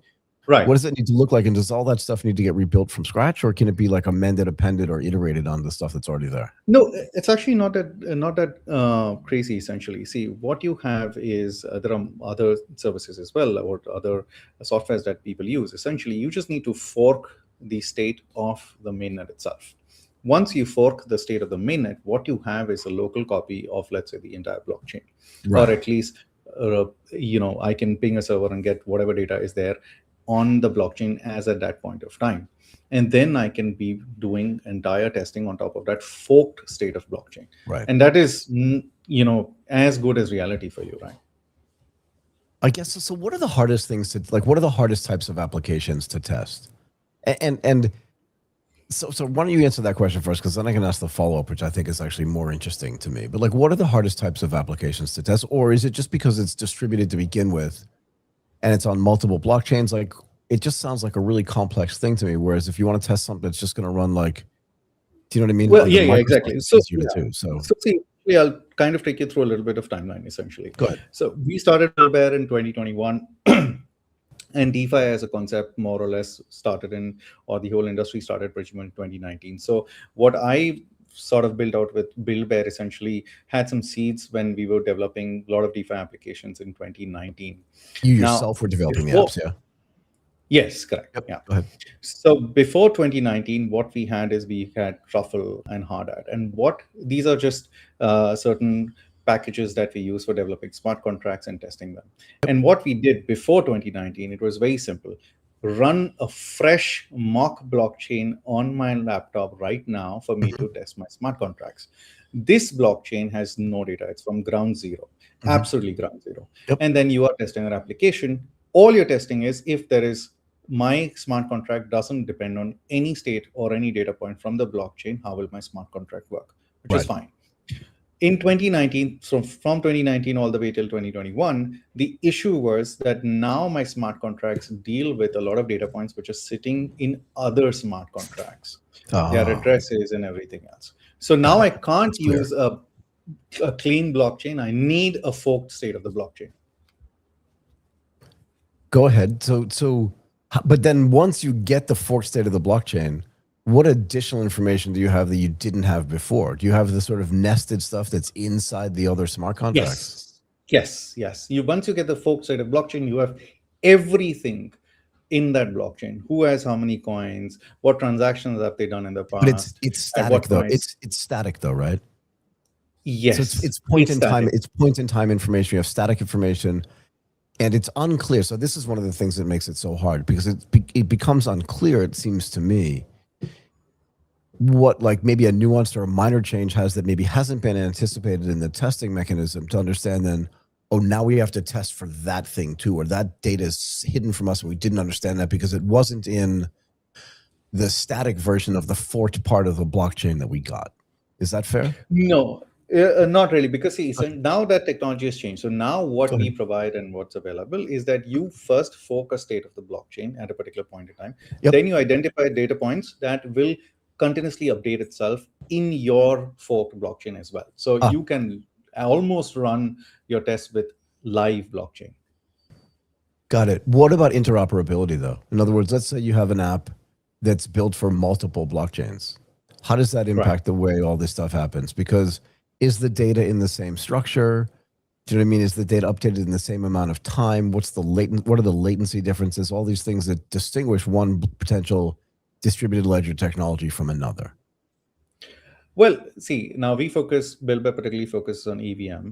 So what we don't focus is on Solana or Move blockchains. I understand. So for EVM, particularly, it's the same. But I must over here put a caveat. Even on these testnets that we provide, it will never be exactly live as what's live on the blockchain, because even from an interoperability perspective, these things have latencies. By the time they go from one blockchain to the other blockchain and a mirror needs to happen on the other testnet, it all takes a lot of time. Yeah, so how do you fix that or disintermediate that? Well, you honestly can't. In some sense, you have to sort of provide some fail-safes in your smart contract, but you cannot have like 100% live exactly mirror of the entire state of multiple blockchains talking to each other in the test environment. You have to account for that, but the room for error, the margin of error is quite low. So it's fair. I mean, people have accepted that. Got it. Where do developers most often misunderstand what's going on here? Like, what are the things that they don't get so that makes it logistically harder for you guys? For starters, I mean, I wouldn't say now. I mean, at least till some time back, I think developers have caught up in terms of the testing environments. But at least a few, years back, developers didn't appreciate that you need the live state of blockchain to be able to test your smart contracts. They were like, okay, I can live everything with mock, and that is okay with me. For example, sometimes that we've encountered and we've highlighted to our clients as well is that what has happened is in your testing environment, everything was good when you were testing, but when you went live, some of the data points changed so materially that your entire live deployment is on a completely wrong data set. And thus, at deployment, you will have bugs. Forget about future. Yeah, so that's my other question is, what does debugging look like? Like, how do you, in that type of scenario that you've just given as an example, what does debugging look like when that, presuming that there are several contracts involved and, do you know what I mean? And some of the stuff is embedded in all that other kind of stuff. Like, what does debugging look like? Yeah, that is another can of worms, honestly. So what essentially happens is like a lot of can of worms here, but anyway, go ahead. Yeah, I mean, but thankfully, as I mentioned to you, right? I mean, from 2018 to all the way till 2026, things are much, much, much easier. 2018, if we had a failure transaction, we would really scramble and trying to take a guess and what could have gone wrong. But in 2026, it's far materially stable. So there are a lot of softwares that essentially you plug in or throw in a transaction, and it can read every single nested smart contract, every single function, and with great accuracy tell you what exactly where it failed.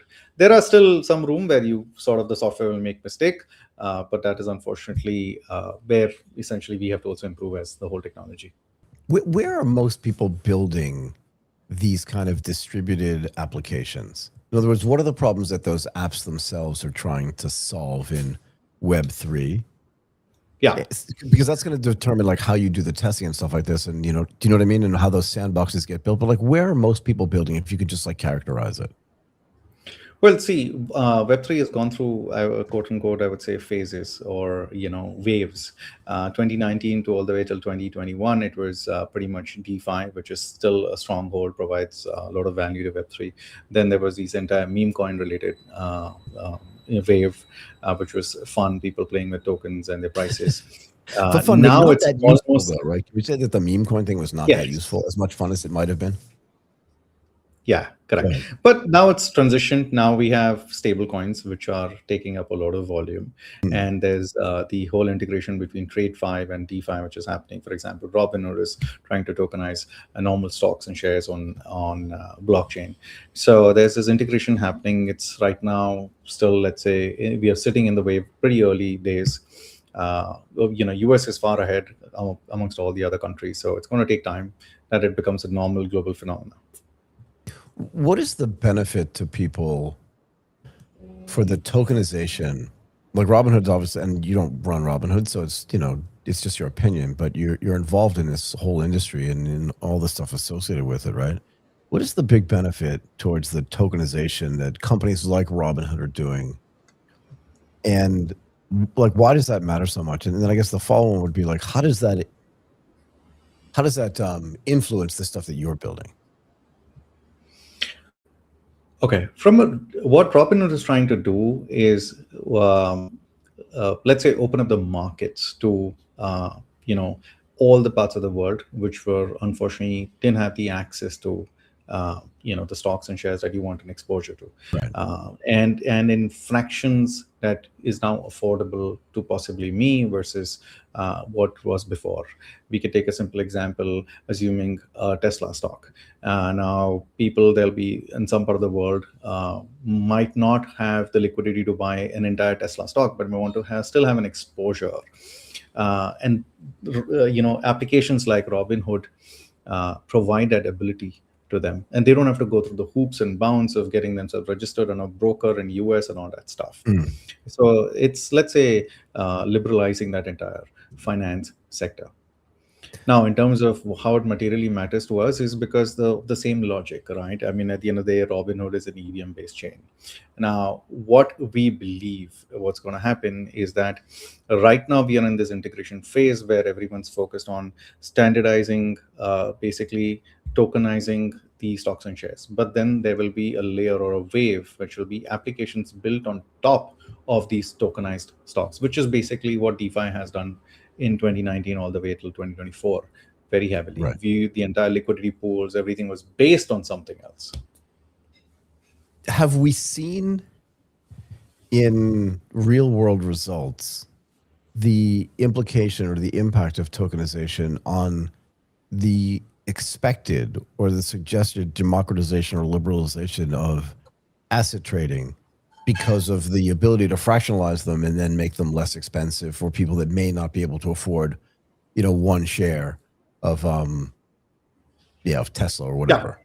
Have we seen that actually happen? And do you have enough volume there to support it? Because to me, like, and again, this has nothing to do with you, but I'm just curious what you've seen that's different than what I've seen, in the sense that I don't believe for sure that a guy or a gal who is being paid just to survive and has not had access to Tesla is going to wake up and say, I have an extra $1, now I'm going to buy. I just don't think that's going to happen yet. And I'm curious, like, if that's where everything's getting built, like what the implication is of all that. Well, so Tesla was a simple example. No, I understand. I'm curious. I mean, if I go into a little bit of this thing, there are, I don't want to give named example because I don't want to be essentially. Oh, come on, do it. No one's going to get hurt. No, I'm just kidding. Okay. Let's imagine there are folks who can afford not one but many shares of Tesla, but they're sitting in Philippines or let's say a part of Indonesia, and for them accessing that market is extremely difficult because of registrations and KYC and all that thing. Sure. Now, this can be a way in which they can get exposure to, other than buying an ETF in the local markets, which will have indirectly an exposure to that particular stock. This way, they can potentially have a direct access to that. Right. Now, the other places that I have seen impact is in real estate. Not a major one, hasn't created a dent in the world, but I have seen companies which have tokenized real estate. So you can't go and buy an entire condo or buy an entire, let's say, unit in the condo. Why don't we break it up? Now, the only impact, or the reason why the impact hasn't been so great, is because we're still waiting for the regulatory systems to catch up. In many systems of many jurisdictions, it's not legally acceptable yet. So till the time that happens, there's still going to be a chicken and egg situation. Yeah, I mean, again, I've been following this for so long now, and I don't know. I know there's some big believers out there. It doesn't mean the software that they're building and the apps they're building shouldn't be tested. I'm not getting in your way. I think that's like I'm sure that's highly valuable. But I just want to find, and again, look, I just got off a recording with a guy who was talking to me about stablecoins and new use. Like, I talk about this all the time, and I'm just trying to figure out like what the efficiency gain is and where the sort of customer end user use case gains are, so that I can wrap my head around this. And maybe I'm just not visionary enough to understand this. Anyway, sorry, were you going to say something?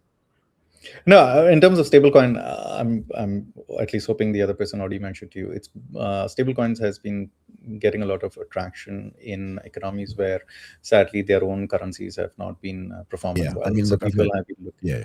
So, I mean, I'd love to ask you, if you don't mind, you can just say like it's not in my bailiwick, because I don't really care. But I'm just super curious about this too, and I ask everybody that I can. Do we worry that the USDC is going to replace currencies? Because again, if I'm in Nigeria, or if I'm in some place where like I don't have access to banking, I like how you're smiling at me because I just said Nigeria. They don't find it that funny, but it's just the country that everybody uses as an example. So I'm sorry to Nigerians. I don't mean anything bad. I'd love to go and visit Nigeria. But the point is this, is that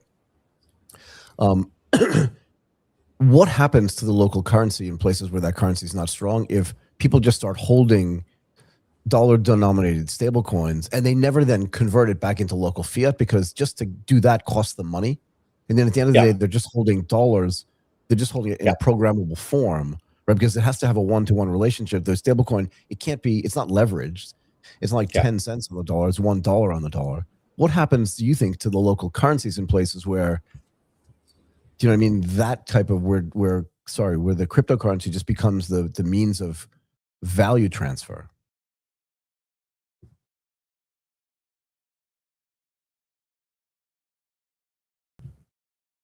And he's gone. It was a really good question. He just ran away. Should we bring in Jen or? Okay, so thank you so much for Dipesh to coming on. He took all the questions really, really well. Very informed, very smart. But let's bring in our next guest, Jen Goeldner, I believe. She can correct me if I'm wrong. Dipesh, I'm going to have to thank you so much for coming in and doing that, man. Jen, are you there? I am doing great. Did I pronounce your last name correctly?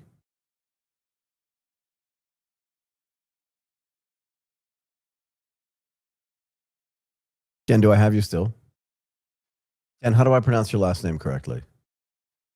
Got it. I nailed it. Okay, it wasn't that hard.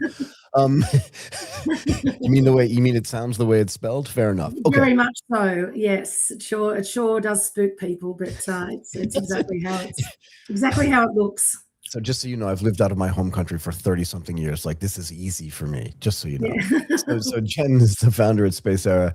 We wanted to talk to you about how intelligent meeting room management improves workplace reliability and employee productivity. But first, tell us a little bit more about Spacera. Yeah, Spacera was formed to solve a problem. So I'll welcome myself, Jen Goeldner, Melbourne, Australia based. I'm the CEO and founder of Spacera. We're a global tech company, a startup to scale up rapidly. The big thing for me was I spent my entire career in corporate roles, large executive roles doing tech transformations, and I couldn't find someone to solve the problem. And I could see the intelligence kind of starting to occur from 2010 to 2015. And I kind of jumped headfirst into it to say, I think I can solve it along with my co-founder and the Spacera team. So what is that problem you're trying to solve, or what is the suite of problems you're trying to solve? Yeah, look, it's an interesting one because we talk a lot about the future of work, and the future of work is one that people are kind of grappling with to work out what does it mean on the back of COVID. For me, Spacera exists, and the problem we've got is it's about reliability, and that meeting rooms and meeting spaces and smart buildings, without people even realise, have really become critical assets for workplaces. If we think about what a workplace is, trying to define that these days is not an easy task. The thing that's worth noting for listeners on the call is that Spacera is not about people buying AV monitoring software. It's actually about them buying operational certainty. What is that? What does that mean, though? So it's interesting because I wouldn't have even considered. What did you say? It's not about them buying. It's not about them buying an AV, audio-visual, monitoring software or services.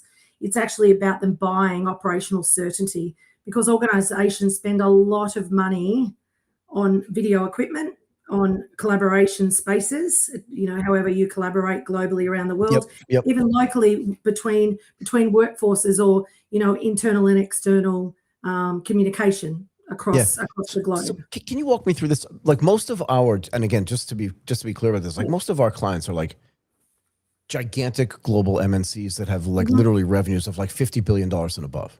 Yeah. And I've been in all of their offices. And frankly, I worked at Morgan Stanley and Goldman Sachs for years. And I remember my first video call at Morgan Stanley. It must have been, you should sit down because you were probably just a little girl when this was happening, but it was like 1994. Yeah. So the point is that, like, and it was terrible. We used to say it was like being on the space shuttle. It was just like, it was so slow and it was so terrible. So the reliability, I think, is the thing that I understand. But are you talking about stuff serving people in their own office space and you manage that for them, or is it external to their space? And it's just always like, how does that work? Do you know what I mean? Yeah. So if you think about let's go with a very, very simplistic view. Go ahead. And if we were going with a simplistic view, it would be, if you walked into let's visualize it. If you walk into a meeting room, people in my office, people don't actually understand the connectedness of that room. People associate meeting spaces as just being the touch panel or the green button that you press to start a meeting. And or is the screen on? Has it got light on, or is it black? And can I see the guy in New York? Pretty much. They don't actually think about the behind the scenes of the end-to-end thread that actually brings together the intelligence of a meeting space. Right. And that is what Spacera does. Spacera has, and I hate the word eyes on glass, but I'm going to say eyes on glass. It has eyes on glass and observability of every single endpoint, touch point of technology that makes that room come alive. So it could be from the network connection. It could be the cabling in the room. It could be the microphones in the ceiling. It could be the touch panel. It could be the screen. It could even be either your Teams, a Microsoft, Cisco WebEx, or it could be Zoom. So how does that work, and what do they get provided within? Because you talked about reliability. So you have visibility on all the endpoints. It makes perfect sense to me. And I've seen the Cisco systems. I've seen all these systems. Frankly, sometimes, and again, no insult to Cisco. I love Cisco. Great company, make great switching stuff. But sometimes I wonder, like, do the people that design these systems also use them to do internal communications? Or do you know what I mean? Or do they just think that because I find them very hard to use. And I'm a tech guy. Like, I've been doing this stuff for 30-something years. Look, I think the usability and the ease of use is got simpler for people to use the technology. I think from where let's call it the fabric of Spacera and bringing all of the technology ecosystems together, regardless of what you invest in, regardless of the price point, it will actually give you the dashboard view and ingest all of the data from all of the technology points that will make that meeting room work, that meeting space. Let's not call it a meeting room, because when people talk meeting rooms, they think of the physical meeting room with tables and chairs in a room. And that's not what you're. That's not what's there, actually. That's not it. Yeah. What kind of data do you get? What kind of information do you get that sits on that dashboard and that feeds back to the people that are using the services that Spacera provides, so that they can be more efficient, can use artificial intelligence to do better, meetings? Like, how does all that work? Look, at the start, I said that I established Spacera to solve the problem. And one of the biggest problems is people running between meetings, and then they get to a meeting room and it doesn't work. So Yeah. Spacera actually does an automated start of day check before while people are sleeping, before the office even wakes up or the workforce is even awake, and it will do those readiness checks first thing in the morning to make sure that everything's right. If it doesn't, it will do alerts to advise what the problem is, whether it's a physical, whether it's a soft or hard problem that they've got, depending on the technology in that space. And what it will do is it will alert, and we're in the process, and we've done a lot of work in a very short period of time to do autonomous operations, meaning that we've got self-healing and the smarts behind it where humans will not need to be involved. So what do these autonomous operations look like? And then what kind of signaling is it giving to the internal tech teams? And how does it change the relationship? You know, because again, when I was at Morgan Stanley, if something went wrong with one of these audio-visual things we were using, we just called the tech team right away. Is it a tech team problem now? Does it end up being a Spacera solves it? Like, how does that relationship change and evolve? Yeah, look, we've built it for everybody, depending on where they are in their journey. Because again, I'm a tech girl my entire career. Yep. And a business exec. So it's built on price point, and it's built on a tiering model. And we've got multiple tiers. It can be a managed service, or it could be as simple as people not losing their jobs. And that's something I do want to note as well. I don't want people looking at Spacera. Spacera is making floor walkers and AV engineers and concierge services redundant. What we're doing is we're actually making them into roles that are meaningful for the organization, and repurposing those humans, the employees. So tell me again, how long have you been doing this? Spacera is 2.5 years. Okay. 2.5 years. How has your relationship with the service providers, so that's the wrong word, with the equipment providers evolved over time? Right, because you're essentially providing a service on top of their service, right? You're monitoring all of the stuff that, again, because Cisco's the only name that I can remember, I'm going to use them as a proxy for everybody else. Obviously, they're not the only company doing this. But I've been in offices where that works. Like, how does it change your relationship with them? And if you get big enough and you're deployed in a bunch of places where those systems are working or being used, do you gain this sort of credibility enough to then go back to them and go like, you know, this thing keeps breaking down, or that thing loses its connectivity, or this would be better designed this way, because you just have so much visibility on what's going on inside these workspaces? Yeah, I'm smiling because I feel like you've seen my roadmap, and we've already, you've already had a speed date of. I have. Now what are you going to do? Sorry, go ahead.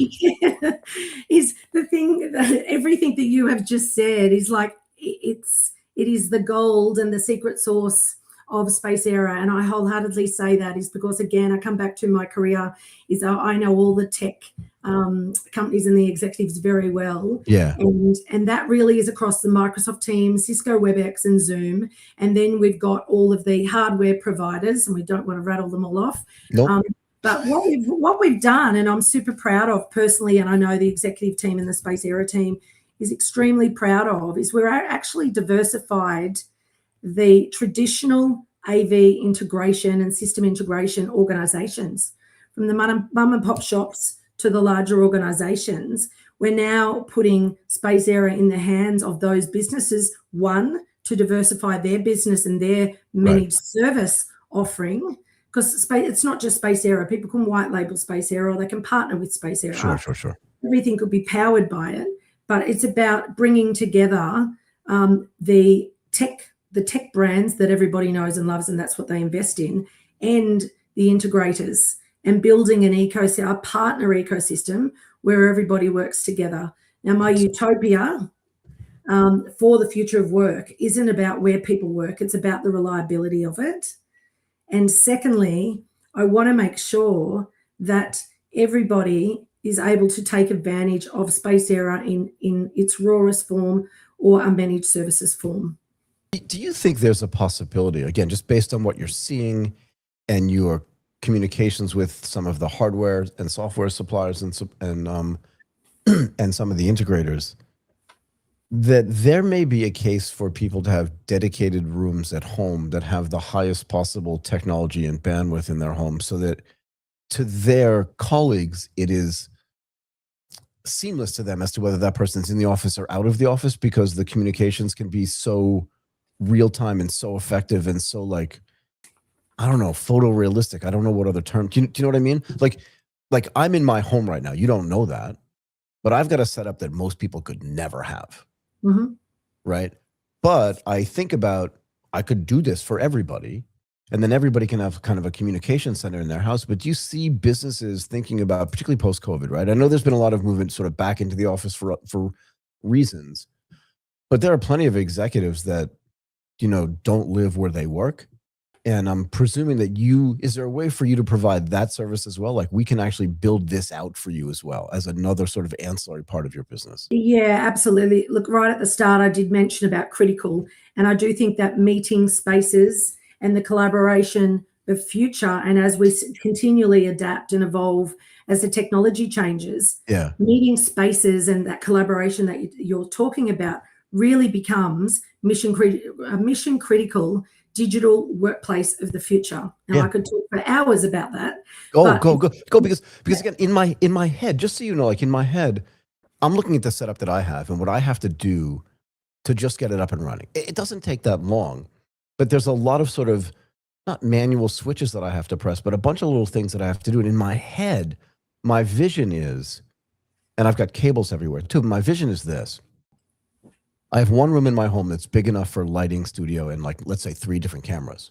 Because sometimes when I'm looking at you, like I'm looking directly into camera now, but sometimes if I want to look at my screen, I'm looking over here and that maybe feel weird to you. But if I had another camera here, it would just be like a different angle. And they do this on television all the time, right? They've got 3 cameras set up. And we're at the point now where for me, like the AV technology is not so expensive that you can't do it in multiple places, right? In the workspaces that you're suggesting.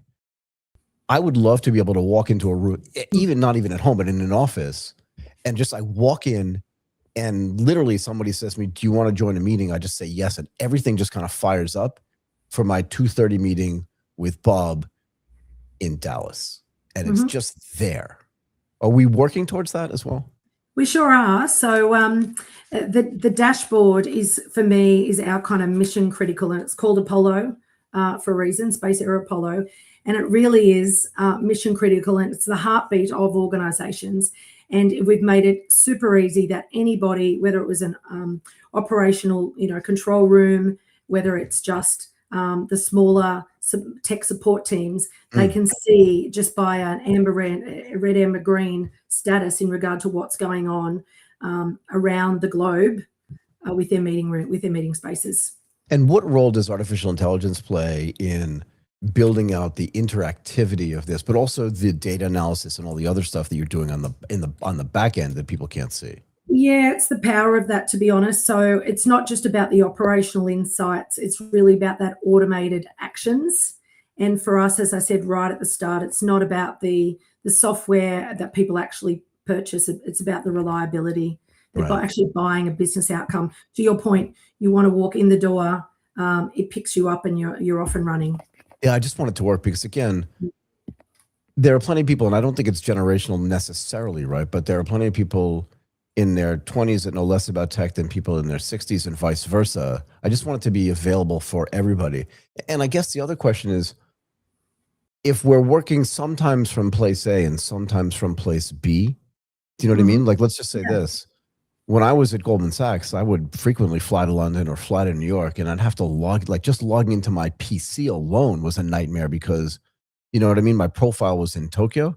That kind of got solved over time, but this is even bigger, right? Because I should be able to walk into a meeting space in New York. Sorry, go ahead. I interrupted you. I can tell you want to say something. Go ahead. Oh no, how I would summarize that, it really is about autonomous operations. Go ahead. It should be ready real time, all the time, and just work. We've got to, and Spacera is getting to that point of getting the messaging out. Like we've had some really good success, but we're at the top of the mountain right now, and we can see that the operational insights that we're actually providing, and then shifting people to autonomous operations of everything just working and never having to think about the meeting space or room technologies.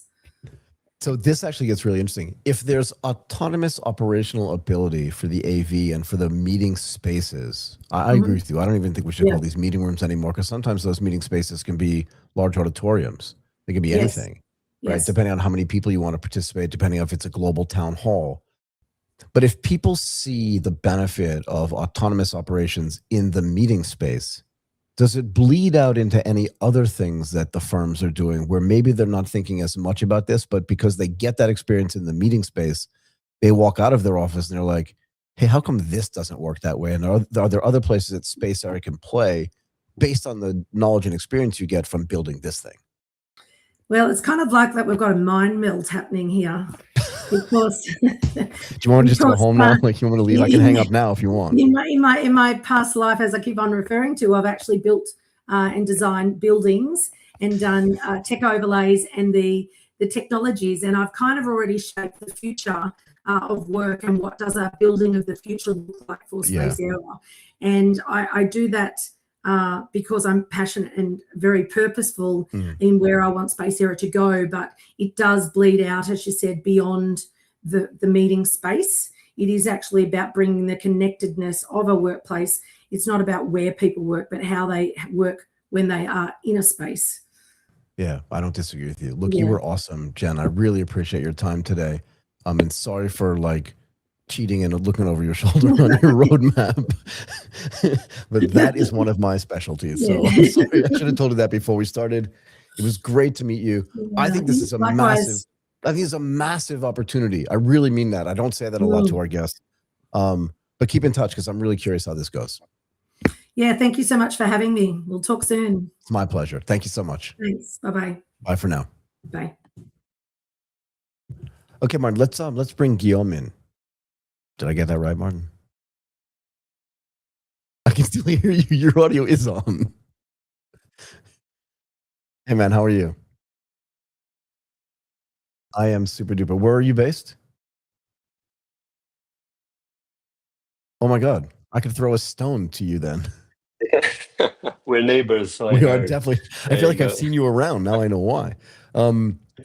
So Guillaume, it's great to have you. We want to talk about how restaurant technology can help hospitality business increase demand, improve capacity utilization, and create more predictable customer spending. Tell me a little bit more, and our audience a little bit more about Hungry Hub before we dig a little bit deeper, yeah? And how long have you been there, by the way? Absolutely. So Hungry Hub, I've been here about a year and a half now. Got it. Go ahead. Exactly. And just before I had my own startup for 4 years. I traded in Eritrea. So that was the adventure. So yeah, a bit about Hungry Hub. Hungry Hub, we're a restaurant booking platform in Southeast Asia. We're available in Thailand, Singapore, and Malaysia. And really our vision is to become an OTA sync about all the major hotel booking platforms, but for the F&B industry. Platforms. Exactly.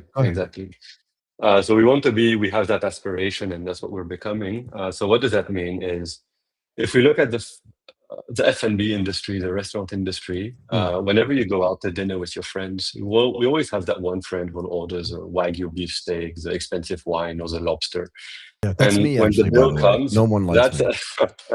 Go ahead. So you're that friend I'm that guy. We know so well. And when the bill comes, I had the salad, and we're going to split the bill equally, which is the way to do in Southeast Asia. Yeah, it's very kind. And then it's going to create a really bad experience. Thank you for funding my eating habits, but go ahead. Absolutely. No, go ahead. Absolutely. And because of that, it creates a bit of a negative experience for you. You're like, oh, I went out to the restaurant every time with this friend. It cost me huge amounts, and I'm not really happy about it. So that's what Hungry Hub comes. We offer fixed price dining experiences to our consumers through two types of packages. Go ahead. The first one is our media pack. So a media pack, party pack, is 4 or 5 dishes bundled together on a price with a 20% discount. And then the second model is a more fun one, is we managed to transform your traditional a la carte restaurant into an all-you-can-eat buffet. And this is something that helped Hungry Hub become market leader in Thailand, and hopefully in the next couple of years in all of Southeast Asia. How does that work? Exactly. So we work. How does that work? Because for people, like, there are restaurants. Let's not talk about the a la carte ones, but there are plenty of restaurants. I was at one last night where, like, for 110 minutes, I pay a certain amount of money and I can eat whatever I want. I don't eat that much, to be fair. But it was just like, yeah, it's a buffet. You just get whatever you want and you can be there for almost 2 hours. But how do you take a regular restaurant and how does it work, like, financially for them, so people can understand that you turn that restaurant into an in other words, I just keep ordering, but I don't pay the menu price. I just pay a fixed price. Exactly. So because we've been in this industry for the past 12 years, we work very closely with the restaurant in the menu creation, the availability on Hungry Hub.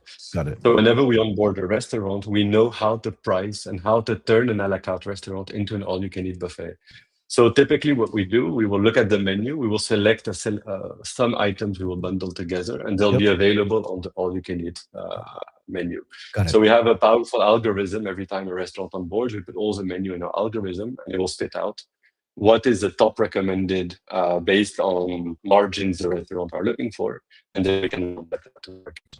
So I was going to ask you, do you have exposure to the company, to the restaurant's margins, so that you can make these so they share that data with you? Obviously, you don't share with anybody else, but so that it can allow you to say, like, I can have a high margin thing with a low margin thing, and if I bundle them together, I can have sort of more efficient pricing. Or are you guessing on the margin stuff? No, absolutely. We know the margins because we have so much experience in the F&B industry. We know that the Wagyu beef steak will be this amount of margin, the fries will be this margin, and how we can bundle it together so restaurants stay profitable and manage to scale on all-you-can-eat type menu. So what is the impact on the restaurants? You know, back in the day, and I know this is not Groupon, like, I know that. I'm not suggesting that.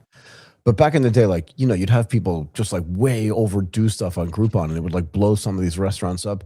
How has the technology evolved to give the right data to you and to the F&B businesses so that now you can make this analysis where everybody wins? Like, the diner wins because they feel like they're getting a much better experience and deal, but the restaurant wins because they maintain margin and are not overrun with clients who are like, oh, that's way too cheap, so I need to go there. Do you know what I mean? Absolutely. Yeah, absolutely. Well, the first thing when we look at the all-you-can-eat style of dining, it's a numbers game at the end of the day. We understand that not all, some are going to be deficit, so you'll lose money on some, but on the vast majority of those others, you will make money, and that's what we manage to sell to the restaurant, okay? So when we build all the item pricing, we look into all of this so that we can bundle it together, and then we can share it to the restaurant. Then the restaurant, at the end of the day, they can also be like, okay, wait, this one I'm not profitable enough. Can we adjust the menu? And then we'll adjust the menu or the pricing. So like that, we make it feel to the consumer that it's a very valid deal and they can experience it quite a bit.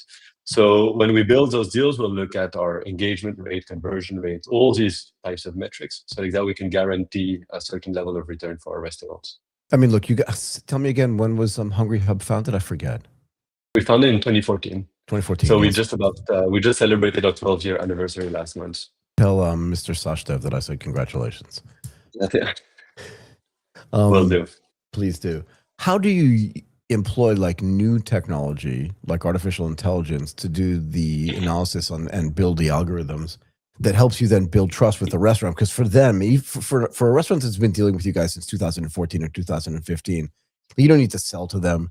You just need to adjust with them. They're like, I know this works, but let's adjust the menu. Let's change the algorithm. Let's change the price. And we have a new thing, like all this kind of stuff. You're just working with them, right? But for like a new F&B restaurant, I'm just trying to think of something that's new in Bangkok. I can't, like, I mean, Moses not that new anymore, but you know what I mean? Like all these, they're new restaurants all the time. What do you show them from a technology standpoint so they can go like, okay, I'll jump off of this diving board because I know I'm going to hit the water and not hit the ground, kind of thing? Absolutely. So, I mean, we have many new items we've been launching, and I think the main one we launched quite recently is our dynamic pricing. And this is something we offer to all types of new restaurants, so like that they can take a more risk-free approach to launching new menus like this. So typically our dynamic pricing model that we're launching, it looks at it's not just a yield management tool, if you want. It doesn't just look at what is your low time, what's your high time, and we do fixed price.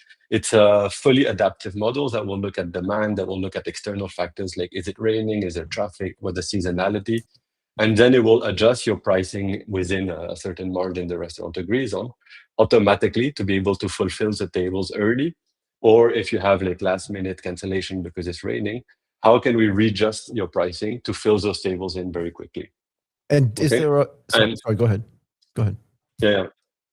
You were going to say? So this is for those for all our restaurants, and then we also have for the fine dining establishments, where our dynamic pricing will say, hey, if you're an early bird, you manage to book well in advance for some Michelin star venues or omakase restaurants, we can do a cheaper pricing. And if you only have 10 seats left, because of high demand, we can readjust those tables on a higher price. So like that, we can have a more interesting sales for the restaurant. Logistically, what is the restaurant doing in real time? Like, is there a guy, I'm just going to make up something, but is there a guy at like Quakling who's just going like, uh-oh, it just started raining. Now I need to adjust my pricing? Or does the app know it's, do you know what I mean? That it's raining in Tonglor? Yeah. How does So that our work? technology knows what happens in real time because we're connected to external data sources. So we're able to look at what's happening outside and then adjust the price for the restaurants. And this is something we've been testing out with quite a few restaurants in both Singapore and in Thailand. Yeah. So like that, they will say, hey, right now we know the problem. If you're a rooftop, it's raining, we know it's going to be incredibly hard for you to do. So you have the inside restaurant, maybe we can try to do promotion on this and then push it on the website so it's available. So the restaurant can just set his max and min price, and then the system will bounce up and down until it finds the perfect price elasticity to fill in the tables. So what has happened in the last year or so from a technology standpoint where AI has just become so much more prevalent? I mean, I know there was machine learning and stuff like that before, and you were gathering a whole bunch of data. And frankly, 2014 and 2026, if you've done this right, and I trust you have, you've gathered a ton of data on F&B in Bangkok and in Singapore. But now that you have access to, you know, large language models and some other agentic AI, like I'm just curious how you guys are deploying that to make what you do more efficient and make it more efficient for the restaurants as well. So on the AI model is something we've been working a lot with, from our tech development to help us push features quicker or to the restaurant side. So right now it's on the menu creation that we use a lot of AI components to more efficiently build menus that we know are going to be successful on day one. And then the second item is very, very much on this dynamic pricing model that we've been putting, is how can we use different data from different industries, from maybe the marketing. So we send 3 bloggers to this restaurant. It's raining in this area. We have all these different siloed data. How can we merge them all so that the restaurant can now be very driven into what is working, what's not working, and how can we improve his sales over time? And this is a direction that's one direction that we really want to be pushing into. Yeah, I was thinking like you have multiple styles of restaurants, multiple pricing, multiple locations. I'm sure you're not just in Bangkok, so you have experiences in Chiang Mai, probably in Phuket as well. But in Singapore, there are different levels. You know, there's hawker food, but there's also very expensive restaurants. But you have all this access to data. Are you at the point now where, you, as you said, you can analyze that data and anonymize it in a way so you can then give dashboard information to like the larger market so people can understand? Or like, is it possible for you to aggregate all that data on an anonymized basis? Or is it necessary to keep it siloed so that just restaurant A only knows what restaurant A is doing? No, exactly. That's typically what we do for our restaurants. So let's say you're a hotel buffet in Bangkok. You'll also be able to understand how are your peers in an anonymized way are performing. What's your average order value compared to them? Your sales have been increasing by 10%. What have your peers, where are your sales? Have they been increasing maybe 20%? So you're under the market, or maybe you've been outperforming. And what type of marketing activities have been done from our side to help promote this to the end? So these are elements we've been building over the past years. Because we have all this data, we want to give it back to all our restaurant partners. So like that, they can take more informed decisions. And then when they report back, they can be like, hey, we only increased 5%, maybe our target was 10%, but the market decreased 20%. So actually, we managed to do significantly better. Does the fixed pricing change the clientele of the restaurant, and does it change the ambiance and the atmosphere? Have you found that at all? Or does it just mean that the people that were going there anyway either go more often or their cohort goes there more often? Do you know what I mean? Yeah, absolutely. So a lot of the customers we do, depending on the segmentation we do, will Sure. bring a new type of clientele. So if we take some restaurants which used to be very popular in Thailand for Thai consumers because they just launched, sometimes we see them struggling to get a new, so we will target them to the tourism industry, and then we bring them a new type of consumer that we can do. For the fine dining establishment, we actually launched something called Open House, which enables consumer to try Michelin dining restaurant. So it doesn't have a discount component, but what we do, we create a smaller menu, like a 5-dish instead of an 11-course meal at 2,000 instead of 6,000 baht. So like that, the people who are a bit scared to try a new restaurant at a very high price, they have this new opportunity to try, and then they decide to continue to go organically. So this is interesting. How does technology impact which tourists actually go to which restaurants or which F&B outlets, and how does the marketing stuff that you do, change that visibility? Well, we are very lucky in the sense that we are connected. So we have all the data. I know our number one tourist countries like Hong Kong. So I know what are the 10 top restaurants for Hong Kong, and then we can just replicate on this model. So for example, the top 10, they are, let's say, hotel buffet, Chinese restaurant, omakase restaurant. Those are very prevalent. So when we have a new omakase restaurant, I can look at where is it situated in Bangkok, and then, okay, this will be a great targeting for Hong Kong market. And then through influencers, through paid ads, we can able to push that restaurant into that direction. Got it. Our website is also built on a system so that depending on where you are in the world, is going to showcase you restaurants that are targeted for you. So if you go to Hong Kong, you look at our Hungry Hub app, the offering is going to be different than if you're in Bangkok or if you're in Singapore. So how do you know if people are tourists though? Like, how does technology provide that information to you? So this is something we look at. We can look at it. There's many granularities. You can look at it from the phone number you use to booking, by the country code. You can look at it by the IP address from where you connect to. Tourists tend to book the restaurants before the trip, up to a couple months in advance. So that's also a way to understand it, but also just by setting the language in the application. If you use Hungry Hub in French or in German, I think it's safe to assume at a certain layer that you are a tourist. You can also be expat. That's another segment that we look into at the same time. Right. But then you can look at the repeat purchase. If you've been purchasing consistently for the past 6 months, then we can look at data in that manner and be quite confident that you're not a tourist, but you're a German expat or a Japanese expat or any. Yeah. Or like you and I are, a French expat or an American expat. Exactly. Yeah. How hard is it to integrate technology into restaurants that may have like different POS, different systems, different everything? Or is it just like a standardized thing that just gets plugged in separately from everything else that they're using and then feeds data back to you guys? Mm-hmm. So we are directly connected with all the reservation systems, so like OpenTable and all these platforms, so like that we can do inventory management through that methodology. Right. But then it is a bit of a challenge every time because restaurants are not always used to using technology, so we have to kind of bring them to use the dashboard, showcase them the utility of the dashboard, and show to them, hey, now you can do long-term planning. Now you can see this level of traffic coming in. And as soon as we showcase them all the functionalities, all the possibilities, the eyes just open with practically stars, and like, oh my God, I didn't know I could do this. Oh, the dynamic pricing, every time we talk about the possibilities, they look at it and, oh my God, this is an amazing feature. We need to start using it as soon as possible. Yeah. And then they activate it, and then they connect every single day or every week to check the data.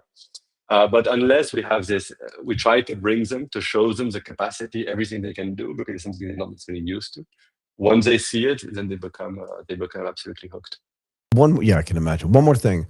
How is the technology that restaurants are using changing sort of the balance of power between the people that operate the restaurants, the booking platforms, and the Grabs of the world or the Linemen of the world that are doing the delivery stuff? Well, the first thing is we we see with agentic AI coming in, I think when you don't have a consumer-facing platform, there is more of a personal opinion that it might be threatened a bit in the future. Because now with agentic development, we see many restaurants or many partners develop own solutions to get out of paid solutions. Interesting. And this is more B2B SaaS type products. Yeah. Yep. And that's why I see as the future, you really need to have this AI discoverability or offering high discoverability to your restaurants. Okay. And the way we are going to continue Hungry Hub is on the AI discoverability is how can we offer discoverability on many different touch points, from agentic buying, agentic booking a restaurant. And these are items we see in the hotel industry that was launched by Gemini, I think about a month or two ago. And I think with Southeast Asia being one of the most AI driven areas of the world, is going to be very interesting to see how it evolves over here. Yeah, this whole idea. So I've always said, like, a lot of people have said that a lot of venture capitalists would say, and even startup guys and gals would say that, you know, the biggest problem a startup has is product market fit. And I have disagreed with this for over a decade. I kind of agree with you. I think it's really just discoverability. Because literally you could build the greatest, most powerful platform in the world that's literally giving away free Bitcoin, and nobody would use it unless they found it. And that's the discoverability, I think, is the biggest problem. So interesting that you would talk about that. Okay, Guillaume, super interesting stuff. I am sure we will bump into each other on the street or at a restaurant or somewhere. It was great to have you on the show. Thank you. And thanks for answering all the questions. I really appreciate it. You were super duper today. It was a pleasure. Thank you again for inviting me. Have a good one. You too. Okay, Martin, let's bring Jennifer in.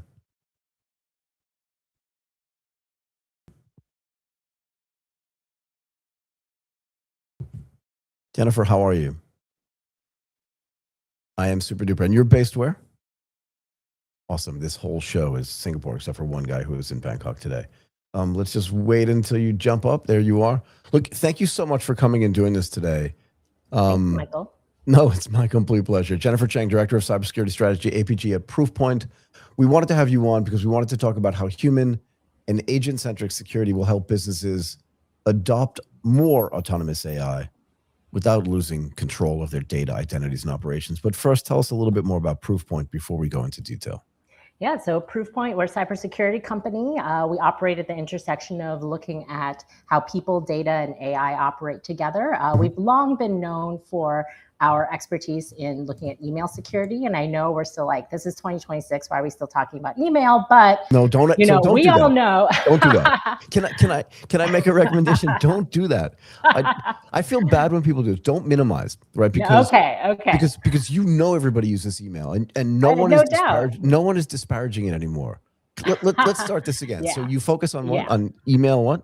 So we're probably best known for our email security, which is solution. The thing that everybody uses every single day to communicate with everybody that they know. Yeah. Even if they're texting to people, sometimes they'll say, send that to me in email because it's easier to file, it's easier to understand, it's easier to search, all that stuff. Email is still very important. Yeah. Sorry, I interrupted you.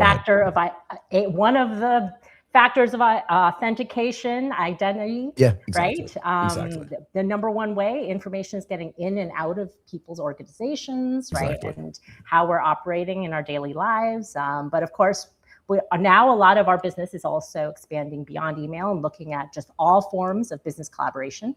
Now a lot of business done over WhatsApp, Teams, and then, but the tactics are the same, right? Fundamentally, it comes down to social engineering, being able to deliver something bad, or malicious link, malicious attachment, anything along those lines. But our strength really is how do we bring all of this together to understand human risk, right?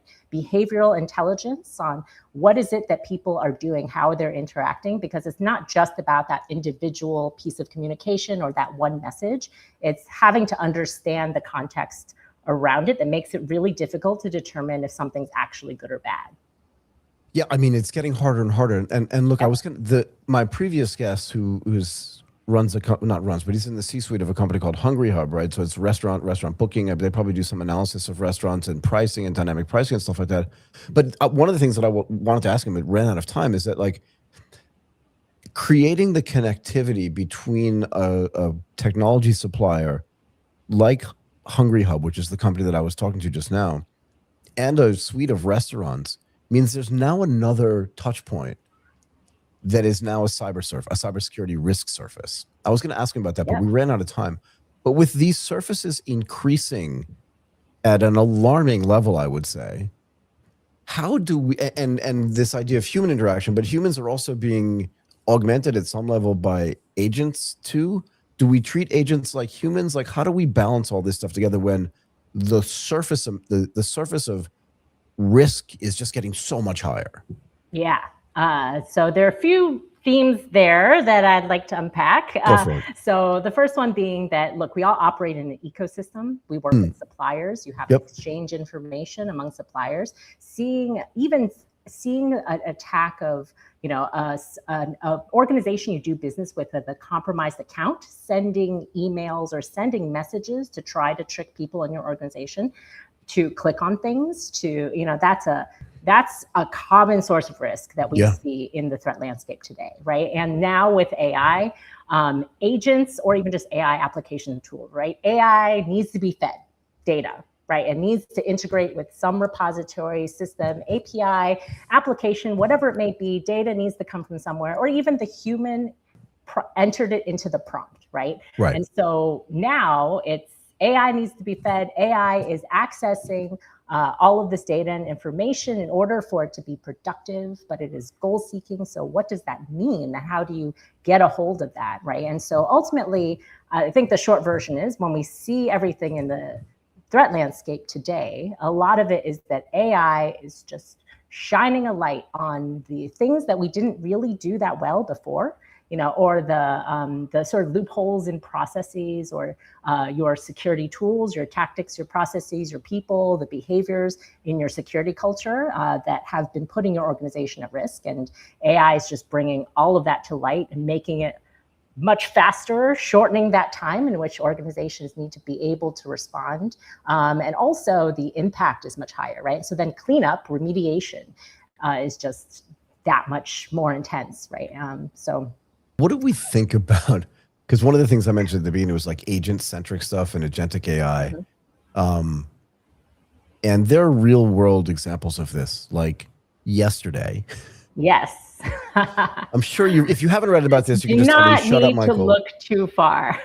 but yesterday, like OpenAI was testing one of their systems, and an autonomous AI agent, if you believe the news, just like went rogue during a test, apparently didn't even have access to the internet, and somehow was just like, hold my beer, I'll be right back. And instead of going to the bathroom to wash its hands like it said it was going to do, it went out to the web and hacked another startup. Like, with stuff like that going on, like, you've read about this, yeah? Yes.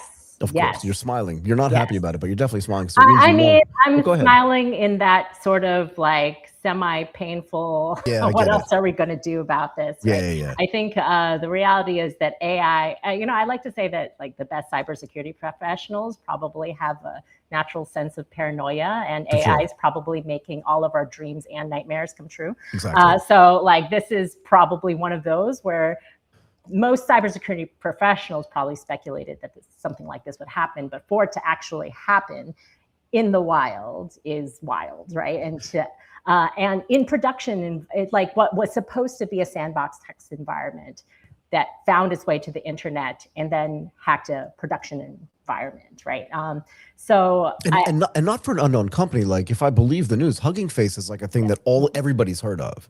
Like, it didn't hack into, like, you know, in my sister's website. It hacked into Hugging. Like, that's weird. How did it even know Hugging Face existed? AI companies that are out there right now. And all of this is largely in the name of innovation too, right? Yeah, I get it. And I think the other call out here is that even though this is very clearly a cyber incident, the claim is that the intent is not malicious. I think this is where, and exactly, right? And so that's the thing about how we're operating in cybersecurity, where like, even for every data loss incident that's out there, right? The reality is that the intent does matter, but we don't care. The thing happened. The information left the organization. It's kind of more important than that. Like, Jennifer, can I make this point? Let's say you were just like, you were out for the weekend and you came home like Sunday night and like Brad Pitt had broken into your house, was making you dinner. Like, it sounds like you'd be super psyched about it, but in reality, like some unknown dude broke into your house. Like, you don't want that. Yeah. And it's the same thing. His intentions weren't bad. He just wanted to make dinner for you and your family. It should be kind of cool, but you violated my space. And that's exactly what this is, no? Yeah. I mean, I was joking with somebody the other day that I work with one of a major company in Australia, but ultimately a collaborator, and we were kind of laughing about, look, when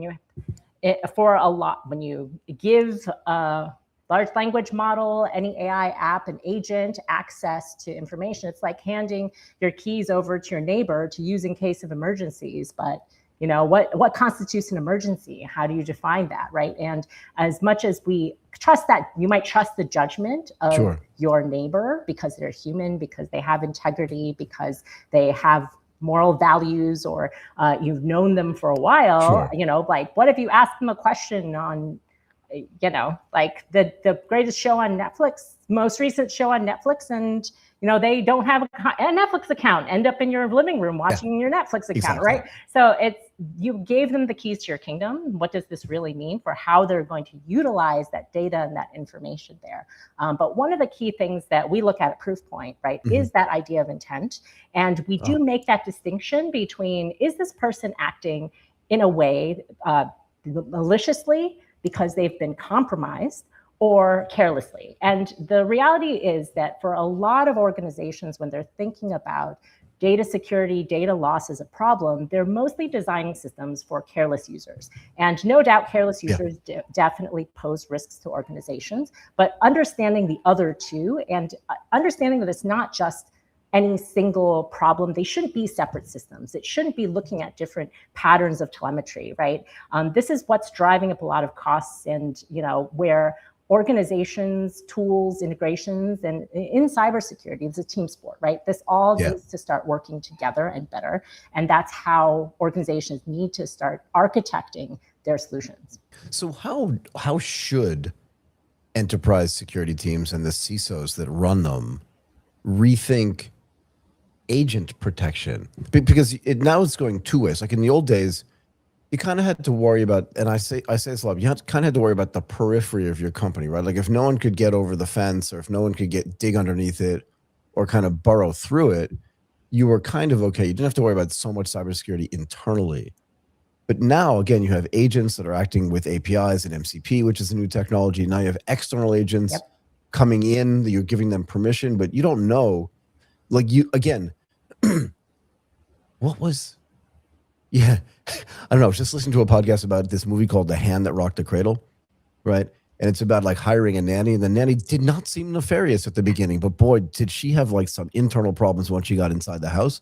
How do you know what the intent is for an agent that just kind of saunters into your company? It's done all the right things. It had API access.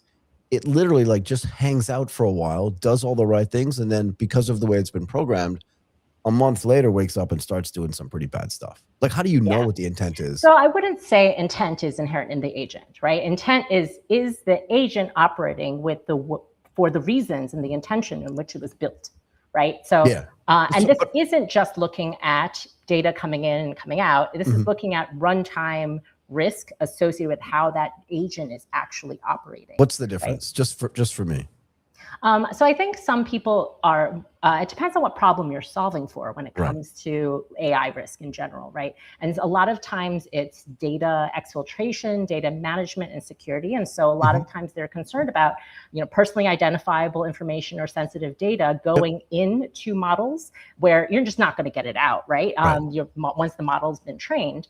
But I think there's more to it than that, right? And not just about, is this model, has the model itself been compromised, but is that model actually acting on the data that it's been fed or that the data has access to, and then the output acting in a way that does not create risk, right? And so this is looking at overall that full chain of what's happening to your data and information. But I think going back to your comment on if you're even looking at agents, I think there was a time where a lot of the permissions associated with agents were basically the same as a human because it was taking on that human workload, right? It was like kind of a proxy for human permissions. And I think we're moving in a direction where the industry and the tools are capable of making the distinction between this is actually human permissions or an agent's permissions. But the reality still remains that, you know, just because you have access, just because you have permission, doesn't inherently mean you should trust that system, right? And that idea of trust, I think, is really prevalent in banking and financial services in particular too, right? Where we're looking at these institutions that you want to be able to trust where you're, you know, putting your money, right? You're not going to continue to invest. You're not going to continue to interact, right? Unless you know that your data is being protected, your money is being protected. And I think this is also an area of high innovation where people are looking at, you know, what are some of those workloads and workflows that we can be using AI more efficiently. So if financial services are a focus, right?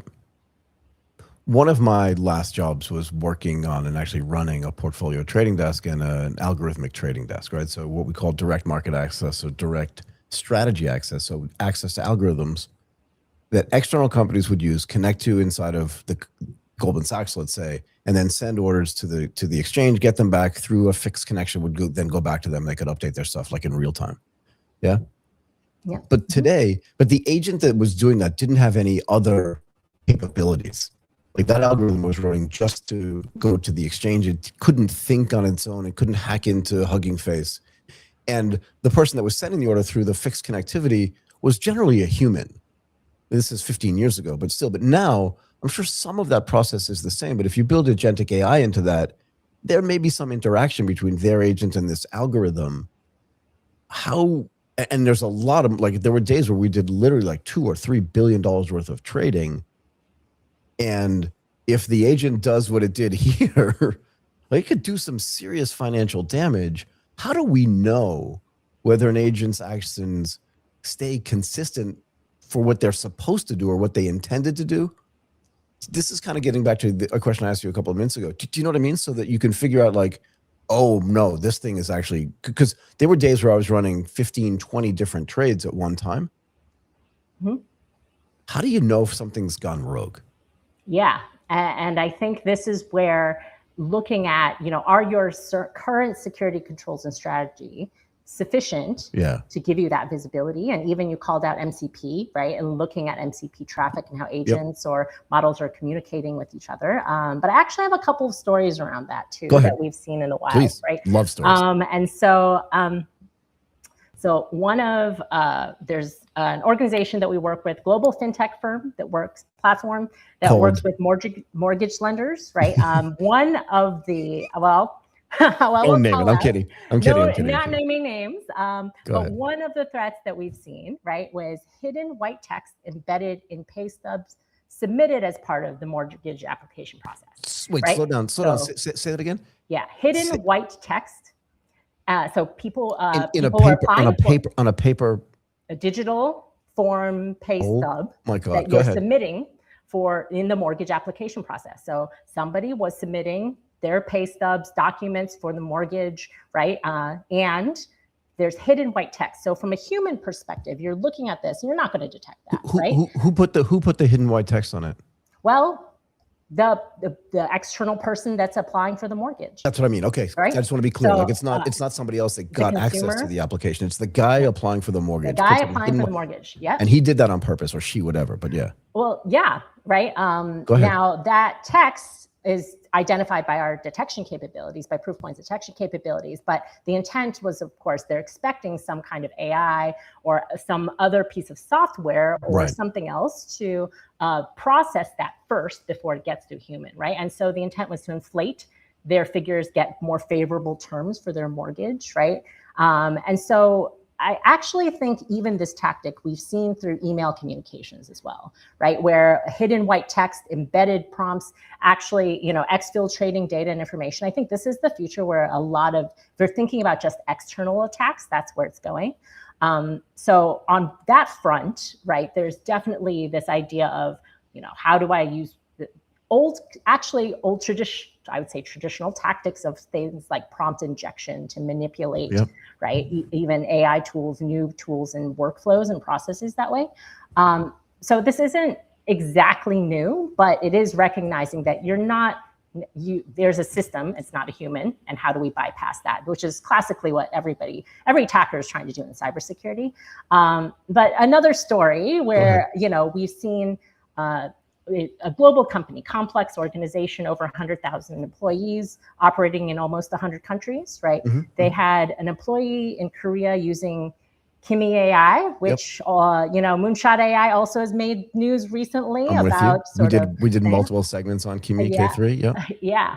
But actually, when that employee, what we've recognized in our platform, we've agentically flagged the fact that there was anomalous behavior, and in our investigation, and when we followed that thread, we saw that there was an attempt to pocket funds from an over-allocated budget, right? And so this is financial fraud, right? This is not standard exfiltration, right? This is because you're using tools to bypass systems here, right? So the thing about these stories and detection here, right, is that this isn't about looking at specific patterns. And these are risks that people didn't even know to look for. You couldn't even write a pattern or a rule or policy up front to say, this is not allowed. But we, in saying this, clearly not what we want to have happen, right? So let me tell you another story, then we can fast forward to 2026. But in 1988 or 1989, there was a guy in the accounts payable department at Morgan Stanley who was literally he was rounding pennies around and stole like $2 or $3 million from Morgan Stanley. It was almost impossible to catch until he started wearing fancier clothes and bought a nicer car. But in my head back then, I was thinking, wasn't there an easier way for that guy to make money that wasn't going to risk him going to jail? And I think the same thing today. It's like you're putting white text on a piece of paper. There's no better way for you to make money or get a loan than doing that. That's how desperate you are to buy whatever. But if these things are happening in a way that are ad hoc, right, where you can't write rules for them, what are security teams meant to do to protect against this? And how does Proofpoint keep up? Do you know what I mean? Because it feels like every day there's a new thing. I can't imagine in a meeting for cybersecurity 5 years ago, someone was like, we got to figure out this white text thing because someone could do that on a digital thing. Did we know that? Or did we see it and then we fixed, do you know what I mean? Yeah.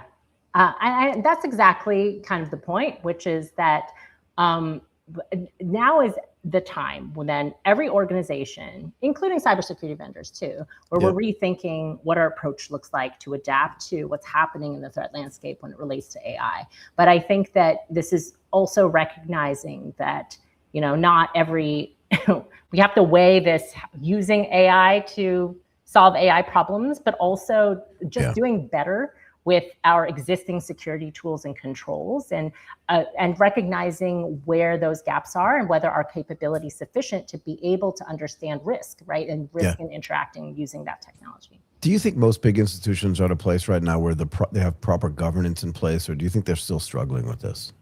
I think it's always going to be an ongoing struggle, but because I think the data, Proofpoint has research around, number of specific numbers escaping me right now, but most organizations are seeing an explosion of growth in data, right? Most organizations, and this is multifold. This is not just, incremental growth here, right? No. And so just how do you govern that data and information?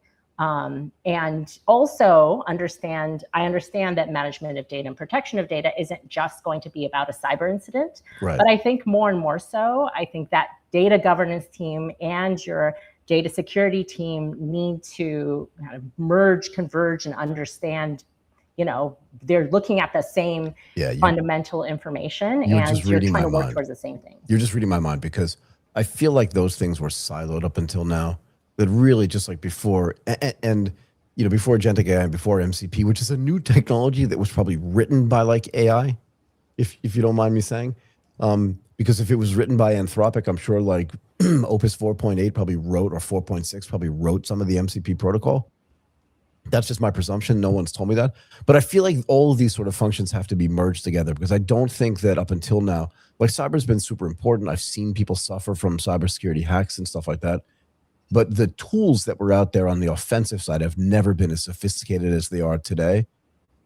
And I'm just curious if, like, the way these firms look at governance and the way you talk, the way Proofpoint talks to people about the way they govern this stuff follows the pattern that you just mentioned, where you said to them, these things have to be merged together because they're not separate things anymore. And that they can't, like, you can't have like a CISO or cybersecurity team over here and then like a data management team over here, because if those teams aren't working together, it kind of doesn't matter, no? Yep. I mean, I'll also speak to, you know, I'm connected to a number of CISO security professionals on LinkedIn, and I see various posts where people are talking about, look, I need to start rethinking my team, how it's structured, what they do, right? The scope of how they work, because in the past it was looking at specific channels of communication or specific tools and applications. And that's not really sufficient, because you kind of want the same protections, policies, right, enforcement across everything that everybody's doing, and all of the different ways that data can leave your organization or be compromised. Yeah, I agree. Okay, look, I've taken up a ton of your time. I hope you've enjoyed this as much as I did. I mean, I could talk about cybersecurity until I'm blue in the face. Just because it's like, it's never stopping. Do you know what I mean? Like, let me tell you another story. There's a guy in my gym that I talk to periodically, and I only talk to him when he's not having like a psychotic attack, because he's in the cybersecurity space. And he came over to me one day and I was like, dude, you don't look well. And he's like, I haven't slept in like 5 days. Like, it's just such hard work, and it's getting harder. Do you know what I mean? Yeah, I mean, I think to your point, yesterday's OpenAI Hugging Face situation just kind of highlighted that. Where, but you know, it is over 20 years in the industry. It is still actually quite fun if you can keep up with the chaos to hear all of the stories of everything that's happening. But you know, try to take a breather. And at the end of the day, you know, what's the saying? Touch grass, or like get some sunshine.